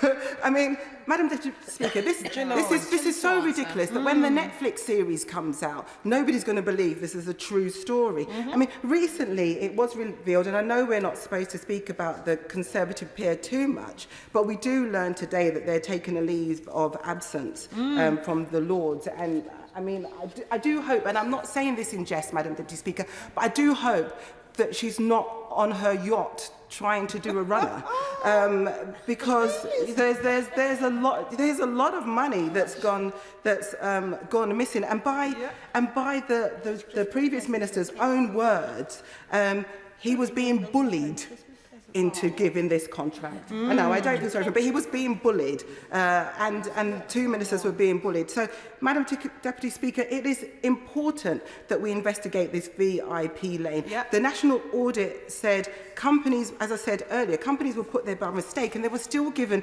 millions of pounds. That surely shows you that due diligence wasn't done because the company was there by mistake. How did they get all that money? And when the minister gets to his feet, I wonder if he could tell the House how many of these companies existed before the pandemic. If the minister can't, then of course we look forward to that information in the library or when this motion passes today, which I hope it does. And for the avoidance of any doubt, we all know that the PPE, the VIP lane was a bit dodgy. And that is just a fact and it's on record. But this has all come to light, not because Parliament has managed to force the government to reveal everything that's happened. It's come to light because a bank reported unusual activity and have dropped a certain person and her husband in fear of reputational damage. That is what's brought this particular scandal to light. And the National Crime Agency is now investigated. And the thing is this, the Serious Fraud Office is also investigating contracts, and as other people have said, this is just the tip of a very, very large iceberg. And the Serious Fraud Office is also investigating contracts won by another company, Pharmaceuticals Direct Limited, which paid a whopping £20 million fee to a middleman. Sergit Sergil, who worked for Samir Jassal, and together they had a hotline to Boris Johnson's special advisor, Munira Mirza, and we also know, because we've seen the emails, that they were helped by Matt Hancock and Priti Patel. £20 million for a middleman. So the question is, why does a company, if it's going to go through due diligence and believes that it's participating in a proper process, why would they agree to pay somebody £20 million to a politically connected middleman? That doesn't make any sense, does it? Because if everybody's treated the same, you don't need to pay somebody £20 million to move you up the list. It's, you know, as I said, we can't say the word corruption. I'm trying to think of other words. Hopefully more will come to me and I will use those. But I feel that it feels very much like a cash for COVID contract. And it's a mystery what's happened to that money. 18 months after the case was referred, the Serious Fraud Office has still continued to investigate it. There are so many more, Madam Deputy Speaker, that I can speak about. There is a thread on my Twitter, if anybody's interested, that talks about some of the other companies where there are huge questions to be answered. But the government needs to open up its books. The government needs to ensure that there is proper scrutiny. Because, yes, of course, we accept mistakes were made, and some of them were unavoidable.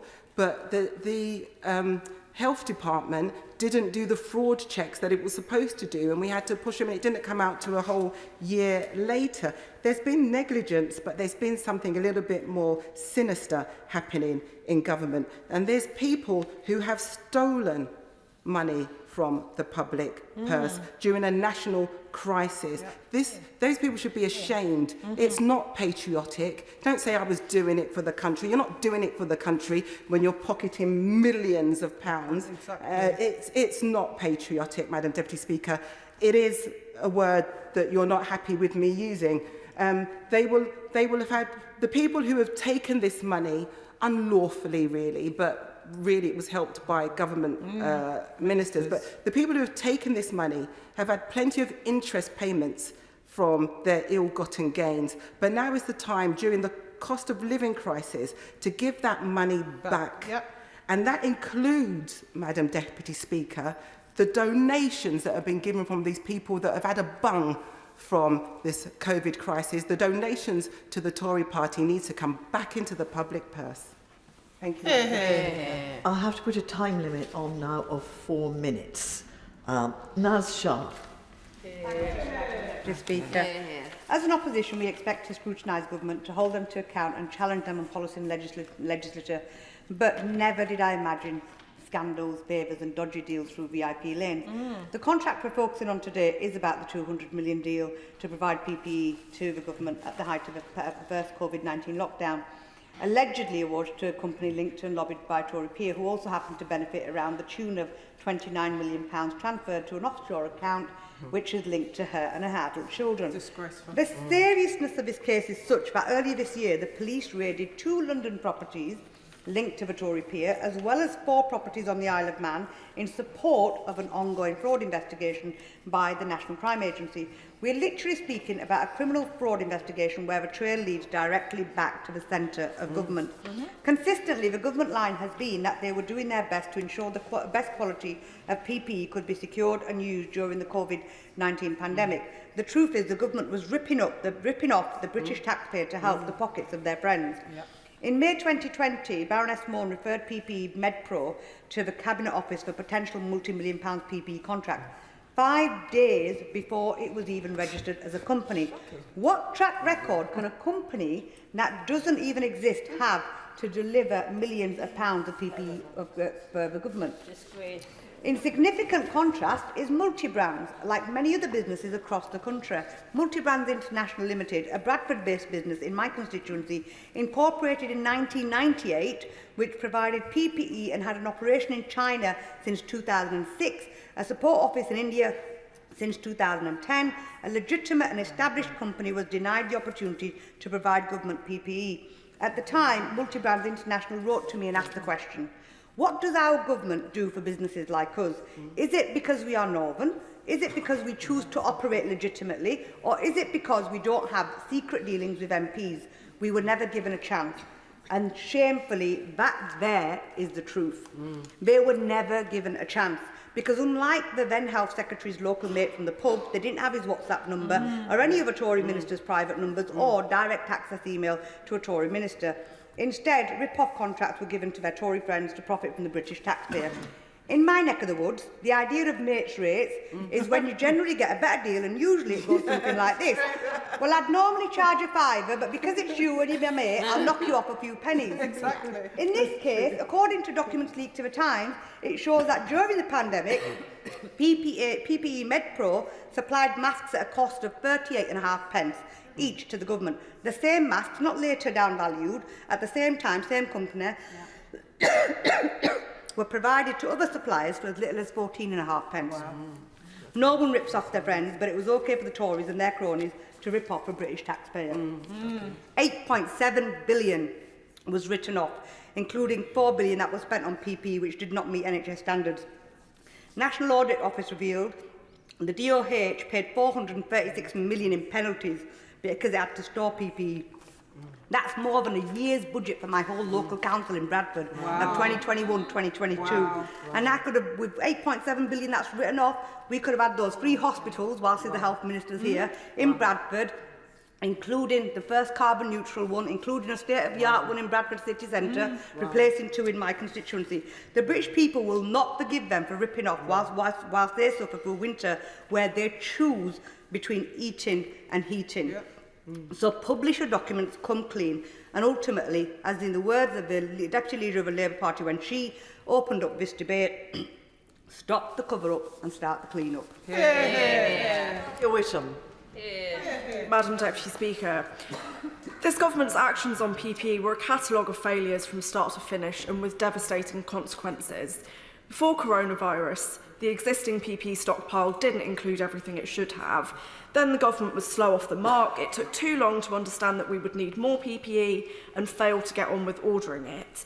This meant that in the first wave of the pandemic, those on the front line were left dangerously exposed. I know because when I returned to care work to help relieve the strain on my former colleagues, I saw firsthand masks being rationed and visors donated by the public. When I spoke out about these PPE shortages, members on the opposite benches insinuated that I was lying. Among them, and I've informed the members that I will be referencing them, were the Foreign Secretary, the Right Honourable Member for Mid-Bedfordshire, a Health Minister at the time, and the Honourable Member for Mansfield.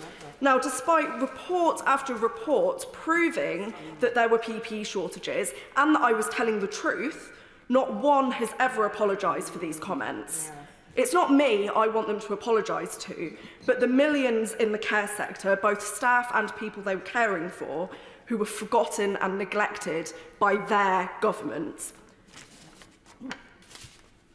The government put care workers' lives at risk, as well as people receiving care, while those workers, overwhelmingly women and disproportionately migrants, earned poverty wages. But of course, that wasn't everybody's experience of the pandemic. While my former colleagues worked day and night for a pittance, and with some carers paying with their lives, the rich saw the chance to cash in. One businessman's company made a £70 million profit on a contract for PPE that was reportedly not suitable for the NHS and therefore went unused. He paid himself £13 million and celebrated his birthday last week by eating a cake shaped like a briefcase of cash on a private yacht. Mellors Designs was awarded PPE contracts worth more than £170 million. In 2020, it made profits of over £13 million. That's a 9,000% increase on the previous year. And one of the co-owners had donated nearly £60,000 to Conservative politicians and the Central Party since 2009. Unsurprisingly, the company was referred to the fast-track VIP lane by a Conservative minister. Once the government started ordering PPE, Madam Deputy Speaker, all too often it wasn't about who could supply the best, the fastest, at a reasonable price. It was about who had connections to the party opposite. Those referred to the VIP lane were 10 times more likely to be awarded contracts. So the government acted unlawfully, wasted billions of pounds in taxpayers' money in the process, and failed to protect those on the front line. Madam Deputy Speaker, we talk about how corruption robs citizens and ruins public services in countries across the world, but when it's happening right here in front of our very eyes, we dress it up in euphemisms. So I urge the government to come clean and release all the papers relating to the awarding of contracts, yes to Medpro, but also to all contracts awarded through the VIP lane. Christine Jordan. Thank you very much, Madam Deputy Speaker. I rise today to support this motion, but the sentiment I feel most strongly is what a mess. What an unnecessary, unmitigated mess. We've heard a lot from the benches opposite about how difficult it was at the time. We all know how difficult it was at the time. We all experienced it. We've heard a lot about having to be quick and decisive, the pressure that people were working under, their lives were at stake. I wonder if the Minister appreciates that's exactly why people are so angry at this. Because we all went through it and we all experienced it. And the thing that we remarked upon most, I think, at that time was the spirit in the country, and how everybody got behind the government. Even those of us, whose job it is to scrutinise the government, we got behind the government. People had faith in the government, believed in the government, supported them. And now, 3 years down the line, we're waking up every morning to yet another news story. Another scandal, more suggestions about what might have gone wrong. And people feel let down. They feel betrayed. The numbers are frightening. £2 billion at one point of taxpayers' money wasted on contracts for PPE. Now it's almost £10 billion, we're told, was wasted on PPE in total. We're hearing about PPE being stored, being burned. That's not really the issue for the people in my constituency and elsewhere in the country who are struggling this winter to make ends meet, who've got massive energy bills, who wonder if they're going to be able to feed their children, who are worried about what their mortgages are going to cost. What is bothering them is that when they were putting their faith in the government, when they believed in the government, that we were all in this together, that maybe we weren't. The suggestion now that some people were profiting from other people's pain. And that is why, in supporting this motion, I would put a plea to the government to listen to what we're saying. What we're saying is not, civil servants were wrong, that the government was, wrong. What we're saying is people need to know what actually went on. They need some transparency. When the Prime Minister, the latest Prime Minister, became Prime Minister, he promised us a government that would be ethical, would have at its heart doing the right thing. Well, we need him to be good as that word now. We need him to make it clear that he will leave no stone unturned, that his government will leave no possibility of anything sleazy, of any cronyism, of anyone having profited at the cost and the expense of the British public at a time of extreme, because it was extreme, national crisis. That is why this debate today is important. That is what we need from the government now. We need something of that spirit that we had back then, when things looked so dark, we were all worried for ourselves, for our families, for our health, for our futures. We need something of that spirit now, and for the government to stick by what the Prime Minister has said and to give us the transparency. Let us see the papers. Put everything out in the open.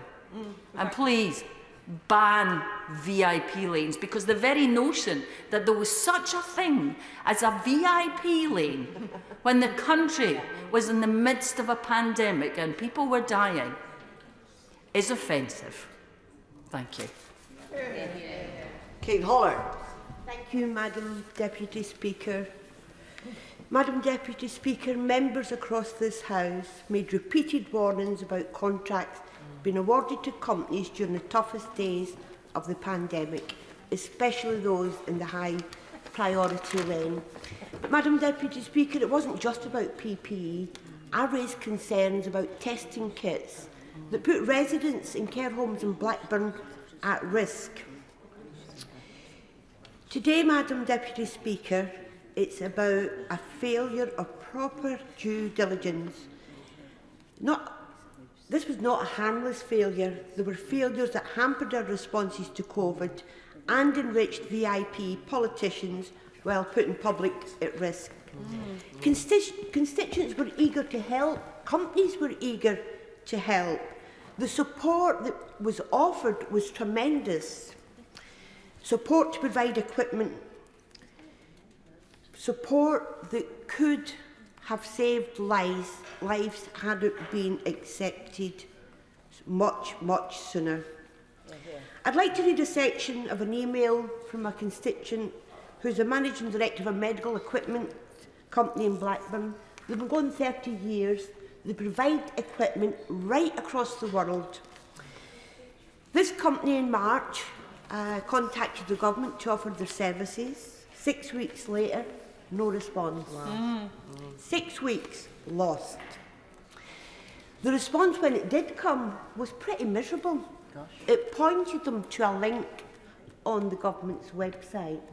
They still never got any response. Okay. But the paragraph I want to quote is what the Managing Director says. None of what I am seeing makes any sense. When all this calms down, as one day it will, the lawyers will have a field day. People are using non-medically approved or tested equipment, whilst there are recognised businesses that can supply the necessary approved and tested PPE that are being ignored by the government. Yep.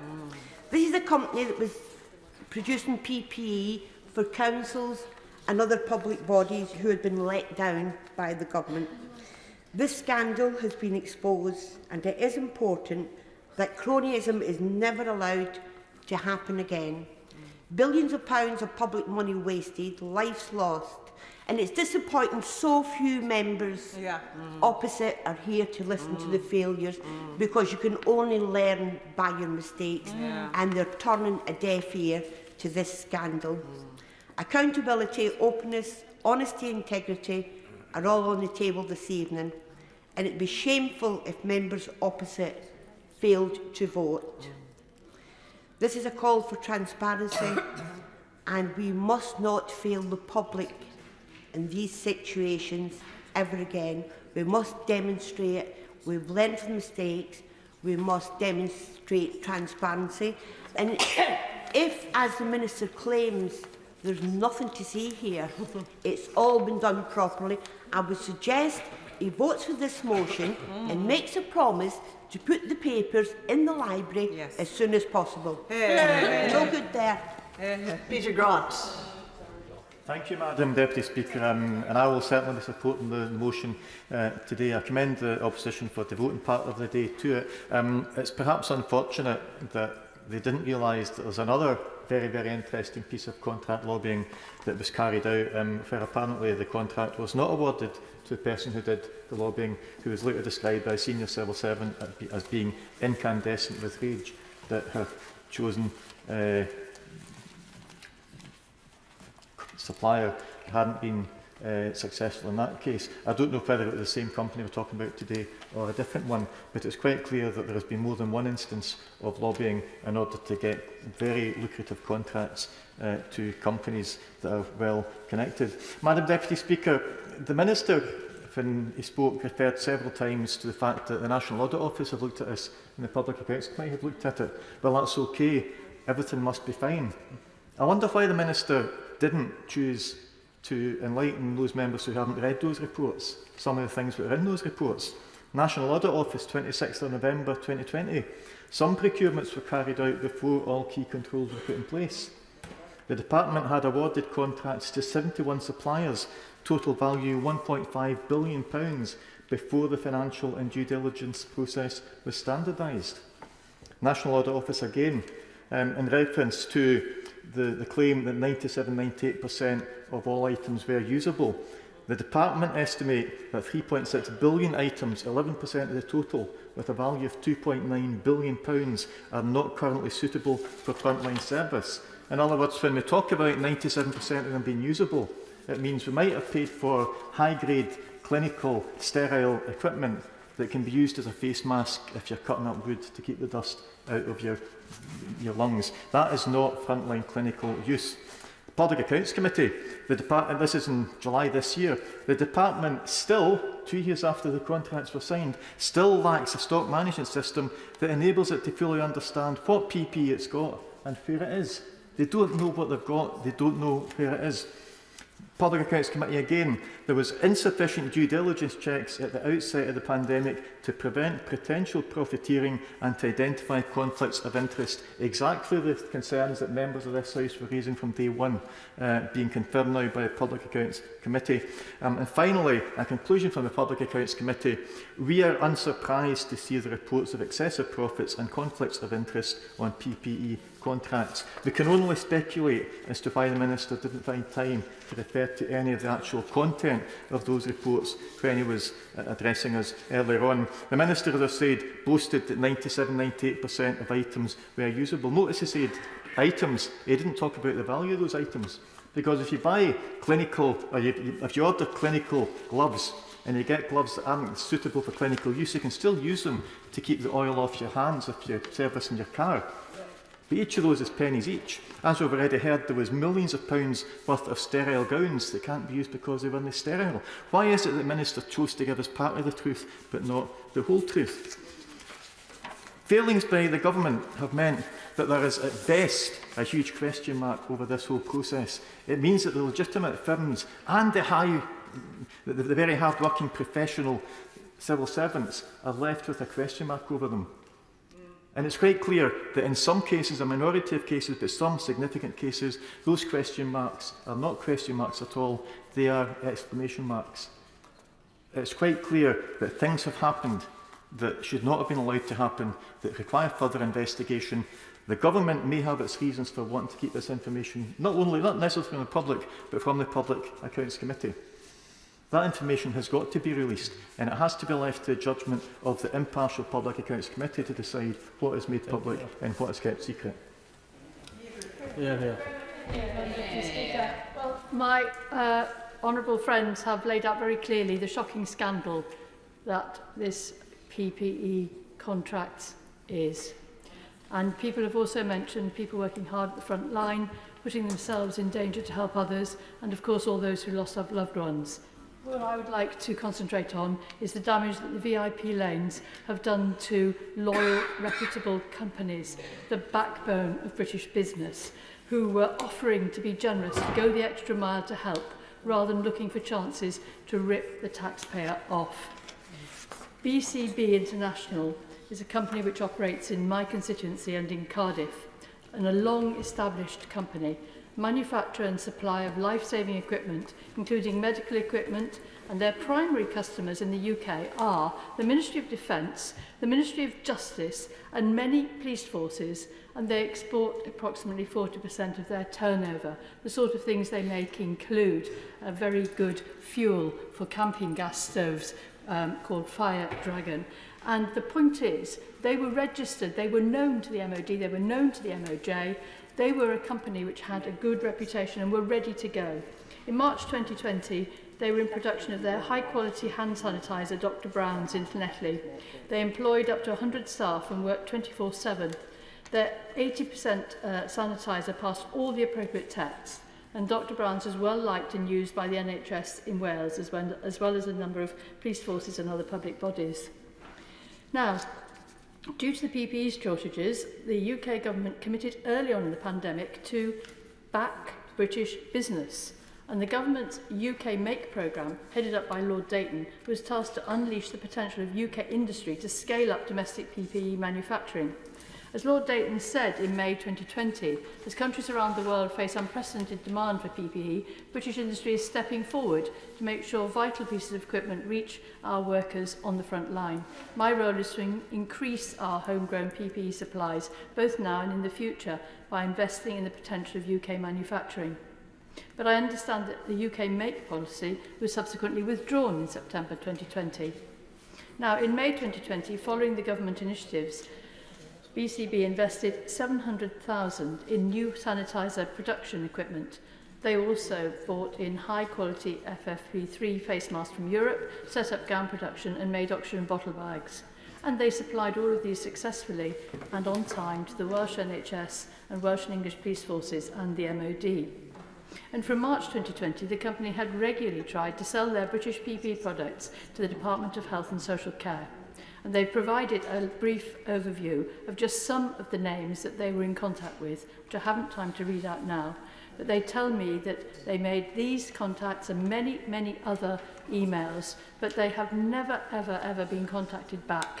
And this is an absolute, utter disgrace. And I think today we have seen why that was the case. And there was no need for it to be the case. For loyal, good companies who did absolutely everything they possibly could, turned their workforce to working for the country, were completely ignored. And as has been mentioned, it was not like this in Wales. And they spoke very, very highly of the Welsh procurement procedure. And it's no wonder then that the Auditor General in Wales said, in contrast to the position described by the NEO in England, we saw no evidence of a priority being given to potential suppliers depending on who referred them. Those are extremely strong words from an auditor, depending on who referred them, referring to what was happening in England.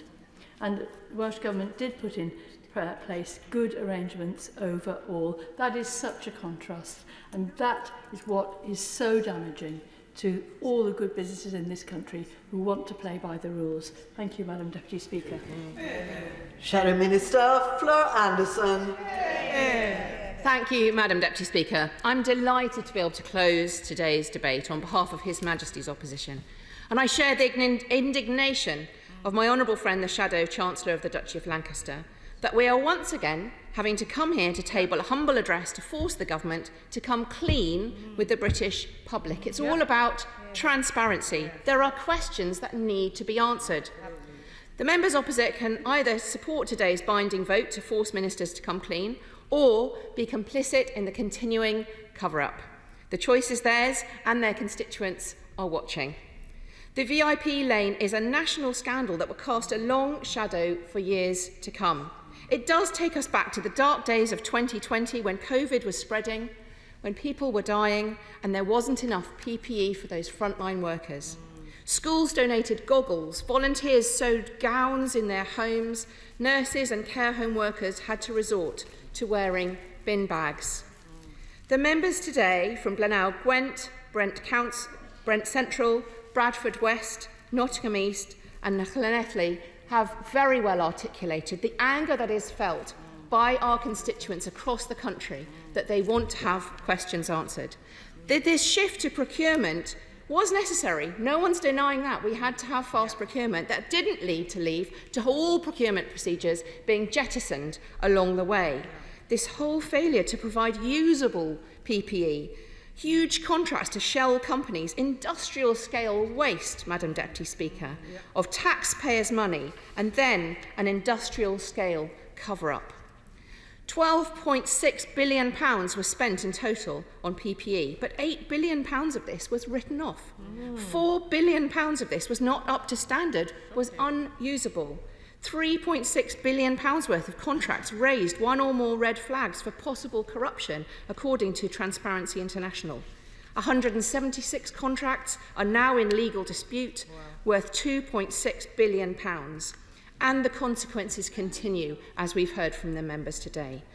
Up to a few weeks ago, £770,000 was being spent every day. I had to check this several times. Really, every day. It couldn't be right. £770,000 was being spent every day to store the faulty PPE here and in China.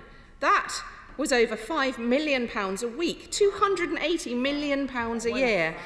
That's enough to pay free school meals of all primary school children in Manchester, Birmingham, Leeds, Liverpool and Nottingham put together, Madam Deputy Speaker, or 8,000 nurses a year. I've heard the clarification from the Minister that that amount has reduced, and that's very welcome, but it's still £400,000 a day.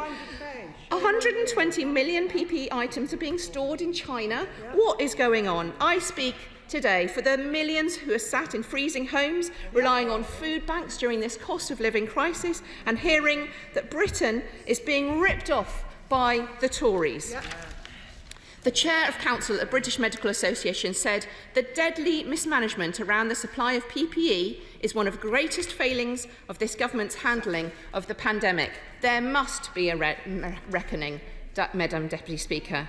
The government was in power for a decade when COVID began, but it didn't have good enough emergency plans in place, and that's why they didn't have enough stockpiles of PPE. That's why they had to panic buy.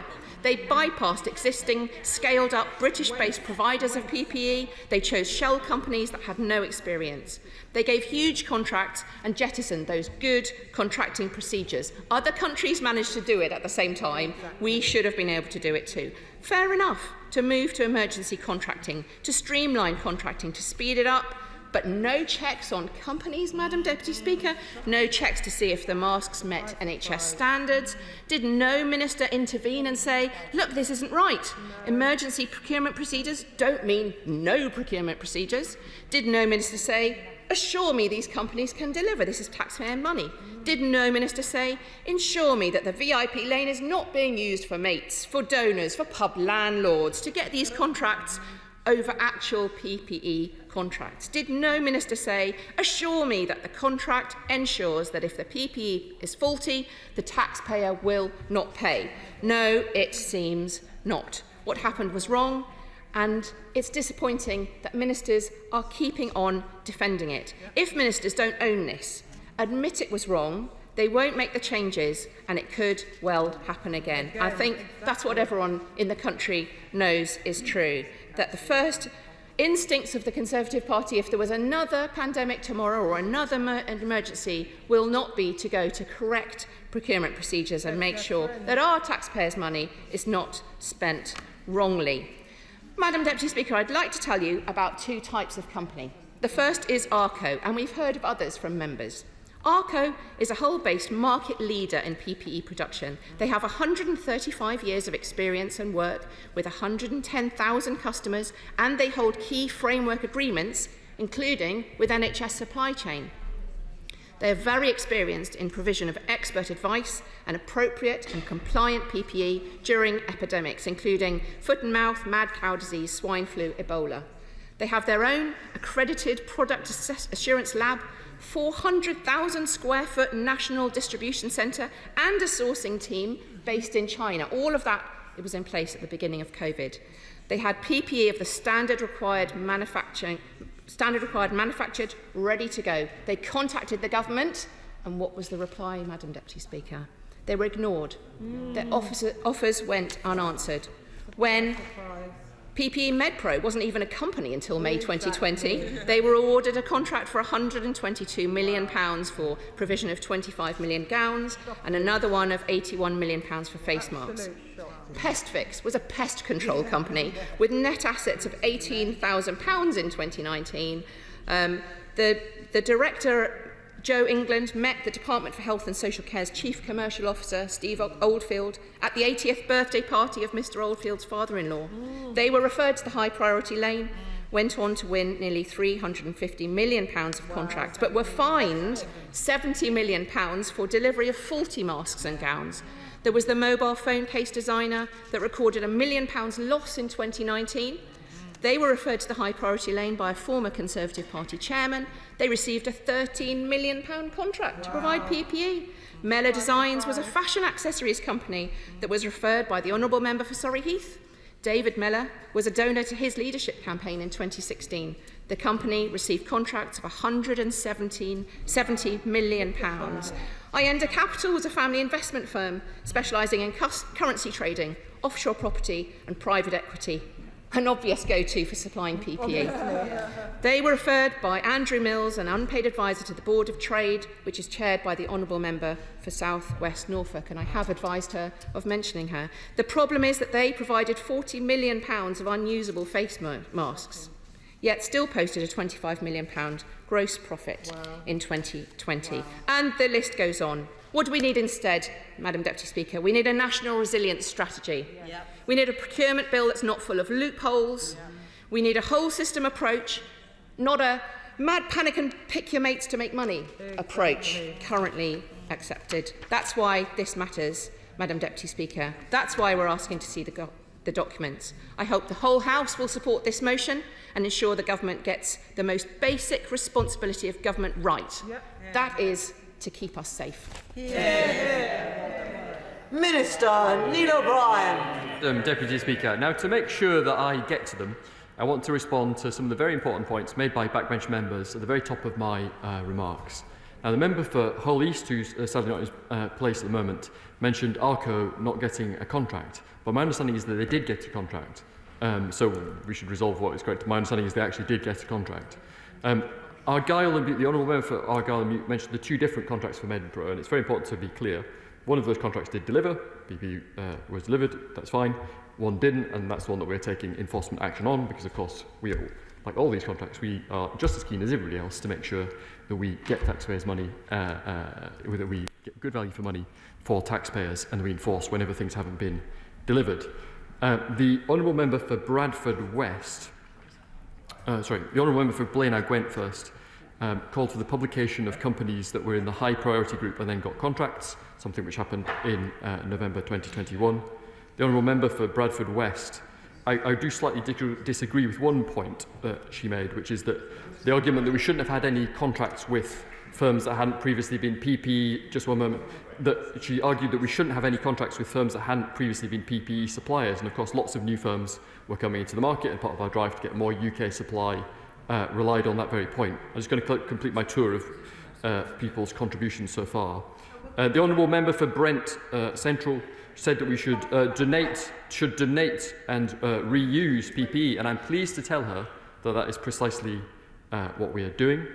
The Honourable Member for Edinburgh West said that we are in the middle of a major cost of living issue, and she's absolutely correct. That's why we're spending £55 billion on energy support. That's why we have the £900 payment for 8 million poorer households. That's why we're raising the national living wage to a record level, which is worth about £1,600 for a full-term worker.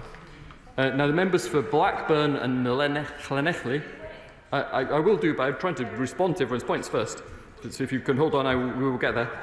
The honourable members for Blackburn and Llanelli both made the point that we wanted to get more UK producers making PPE.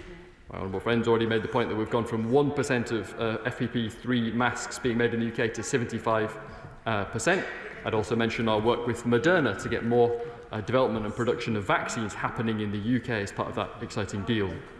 The member for Glenrothes said that one of the potential suppliers had been incandescent with rage because they didn't get a contract. Now, that is the system working. Contracts were being turned down. 90% of those who went through the... Madam Deputy Speaker, I'm desperately trying to respond to all the... Order. Give the Minister a chance to respond to all the questions. I've tried to give enough time for that. Minister, now let him get on with it. So I'm keen to reply to them. He talked about only 3%, and I'm literally responding to the honourable gentleman. He talked about this point about only 3% not being reusable, and implied that some of the other things, they were only fit for servicing your car. Now, to be clear about that, some of these things have a different clinical use. So, for example, the NHS tends to use and wants to use aprons on a roll when you have the choice, once you have a normal PPE market, and what we do therefore is use the flat pack ones that we had and donate them to care homes. Also, self-assembly visors, not preferred in the NHS because they take a bit of time to assemble, hence giving them to dentists and the like. And there have been two different mentions of uses of the word writing off in this debate, and it's very important to be clear about the difference between these two things. Some people talk about writing off for things that are not usable, and that is the 3%. Only 3% of what was purchased is in that category. And then there is a different accounting use of the words writing off, which is something you have to do. We bought, let's be clear, we bought a load of PPE because we needed it in the middle of the pandemic. It was more expensive during that time. It was worth more than that it is now, and that is the accounting meaning. But let's be clear about the two different uses of writing off. There are so many questions. I'm not quite sure which interventions to give way to, but I think I should start at the back. Nick Smith. Can I thank the Minister for giving way, but just to say he attributed comments to me which I did not make, and I just want to put that on the record. But I do have a question for him. Does the Minister accept that there has been excessive profits made on the back of some of these PPE contracts? I'm about to go through the due process that we went through and the incredibly forensic work that our civil servants did. And just to be clear, again, for the benefit of the House, ministers did not make decisions on contracts. Officials, as usual, made the decisions on contracts. And I'll talk more about the process that we went through in the very short time that we have remaining. So we've seen, during the dark days of the pandemic, a collective approach that saw hundreds of millions of life-saving vaccine doses delivered, the largest testing infrastructure in Europe established from a standing start, and the distribution of tens of millions of items of PPE. A uniquely complex challenge even in normal times, but a particular challenge when the entire world was trying to get these goods. One of my members opposite don't want to have the courtesy to listen to the answers to the questions that they have asked. A strange approach. So we delivered 20 billion items to the front line and to our broader workforce. So we're still, in fact, delivering 5 million items a month.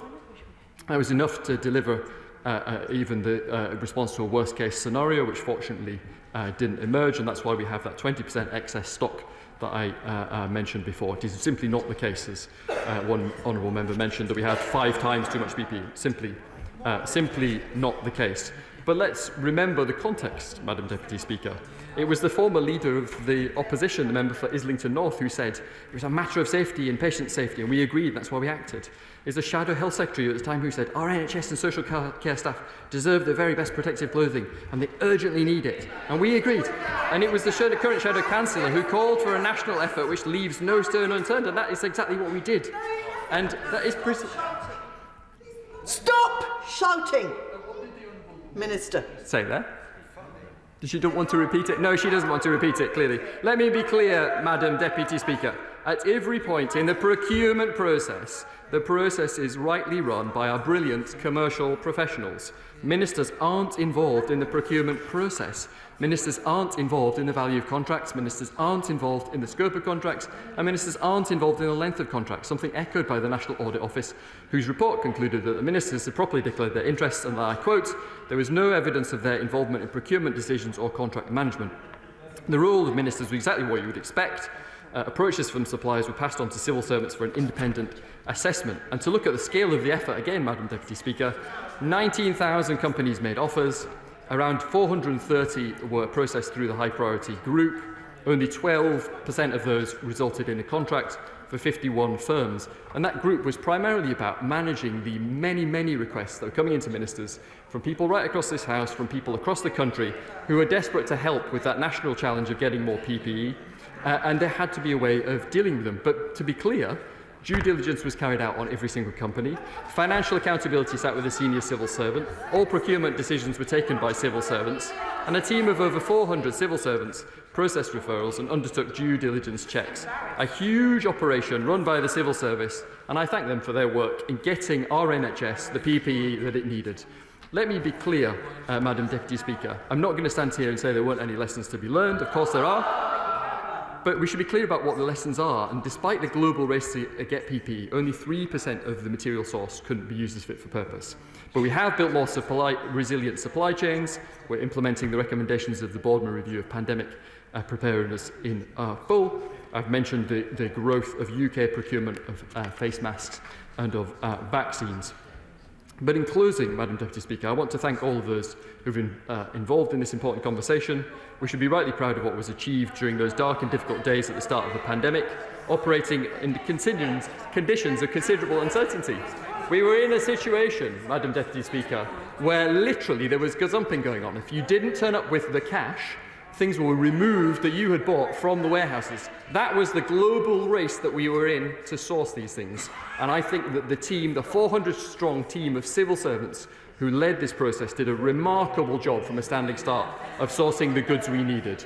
There have been, I think, during this debate, we've heard a number of deliberate obfuscations, I think, of the different things that ministers and officials do. To be clear, all of these decisions went through an 8-stage forensic process, which was run entirely by officials, and it did not get you a contract to go into this high priority group. That was simply about managing the sheer number of bids for contracts that were coming in to people across this House. And at the time, although memories are very short and the barracking has continued. The question is that the question be now put as many as are of that opinion say aye. Aye. Of the contrary, no. I think the ayes have it. The ayes have it. The question is, as on the order paper, as many as that opinion say aye. Aye. Of the contrary, no. I think the ayes have it. I think the ayes have it. It's inadvisable for people to shout other things if I'm listening for the ayes having it. I think the ayes have it. The ayes have it. And so that concludes the debate. And we move now to motion number 3 on exiting the European Union, animals. Motion number 4 on animals. Motion number 5 on financial services. Minister to move. The question is, as on the order paper, does that opinion say aye? Aye. Of the contrary, no. I think the ayes have it. The ayes have it. We can't continue making all this noise when I'm on my feet. No? Thank you. We now come to motion number 6 relating to the Committee of Public Accounts. Sir Bill Wigan. Thank you, Madam Deputy Speaker. I beg to move. Is as on the order papers. Does that opinion say aye? Aye. Of the contrary, no. I think the ayes have it. The ayes have it. And motion number 7 relating to the Public Administration and Constitutional Affairs Committee. Sir Bill Wigan. I beg to move. The question is, as on the order paper, as well as that opinion say aye. Aye. Of the contrary, no. The ayes have it. The ayes have it. Petition. Scott Benton. Thank you, Madam Deputy Speaker. I'm pleased to present this petition on access to NHS dental care in Blackpool to the House. This petition has been signed by over 790 residents, but is also on behalf of the thousands of my constituents who are currently without an NHS dentist. It is clear that urgent reform of the current dental contract is required in order to incentivise dentists to practice in areas such as Blackpool. The petitioners therefore request that the House of Commons urge the government to act quickly to improve access to NHS dental care in Blackpool. Scott Benton. I can't stand it in here. I hope I didn't fall too far.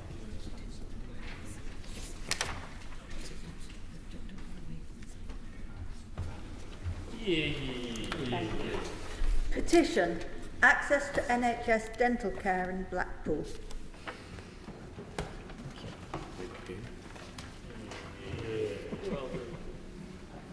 I beg to move this House to now adjourn.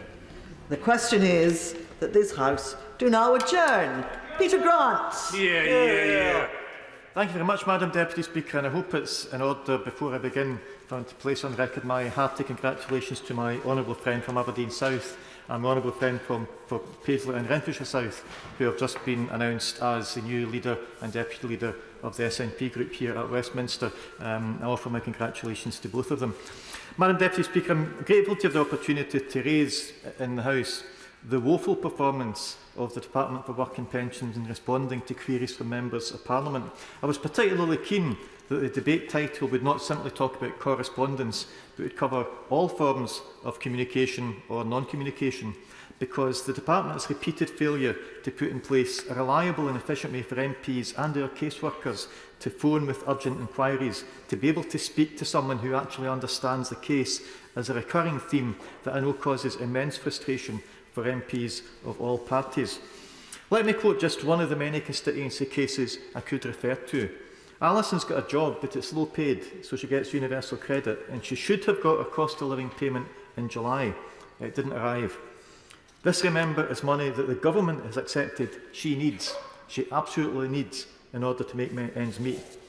By early September, Alison contacted my office in desperation.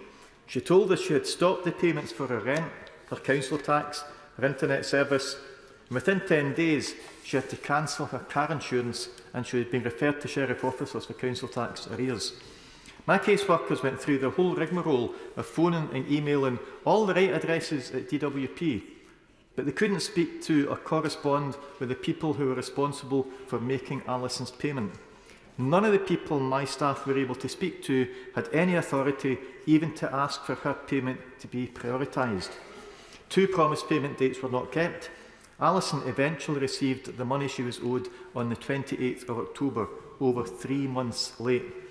It's not the fault of overworked DWP staff that they couldn't do anything to help. It's the fault of the way the DWP has chosen to make it unnecessarily difficult for MPs to do our job of providing support to constituents in need. For child maintenance service casework, our staff have access to an MP hotline and a dedicated email address. Until 2020, there was an MP hotline for working age benefits such as job seekers allowance, employment support allowance, income support. This gave my caseworkers and others a direct line to the local, regional or national complaints resolution team based in Glasgow in my case. For staff had access to the various benefit systems and they could contact other DWP departments with queries, they could chase down responses, they could also be contactable directly by email. With the introduction of universal credit, that hotline became less useful, although the DWP on the other end continued to do the best they could. Eventually, the hotline for working age benefits just disappeared altogether, but the casework certainly did not. The current confidential list of all MP hotline contacts says in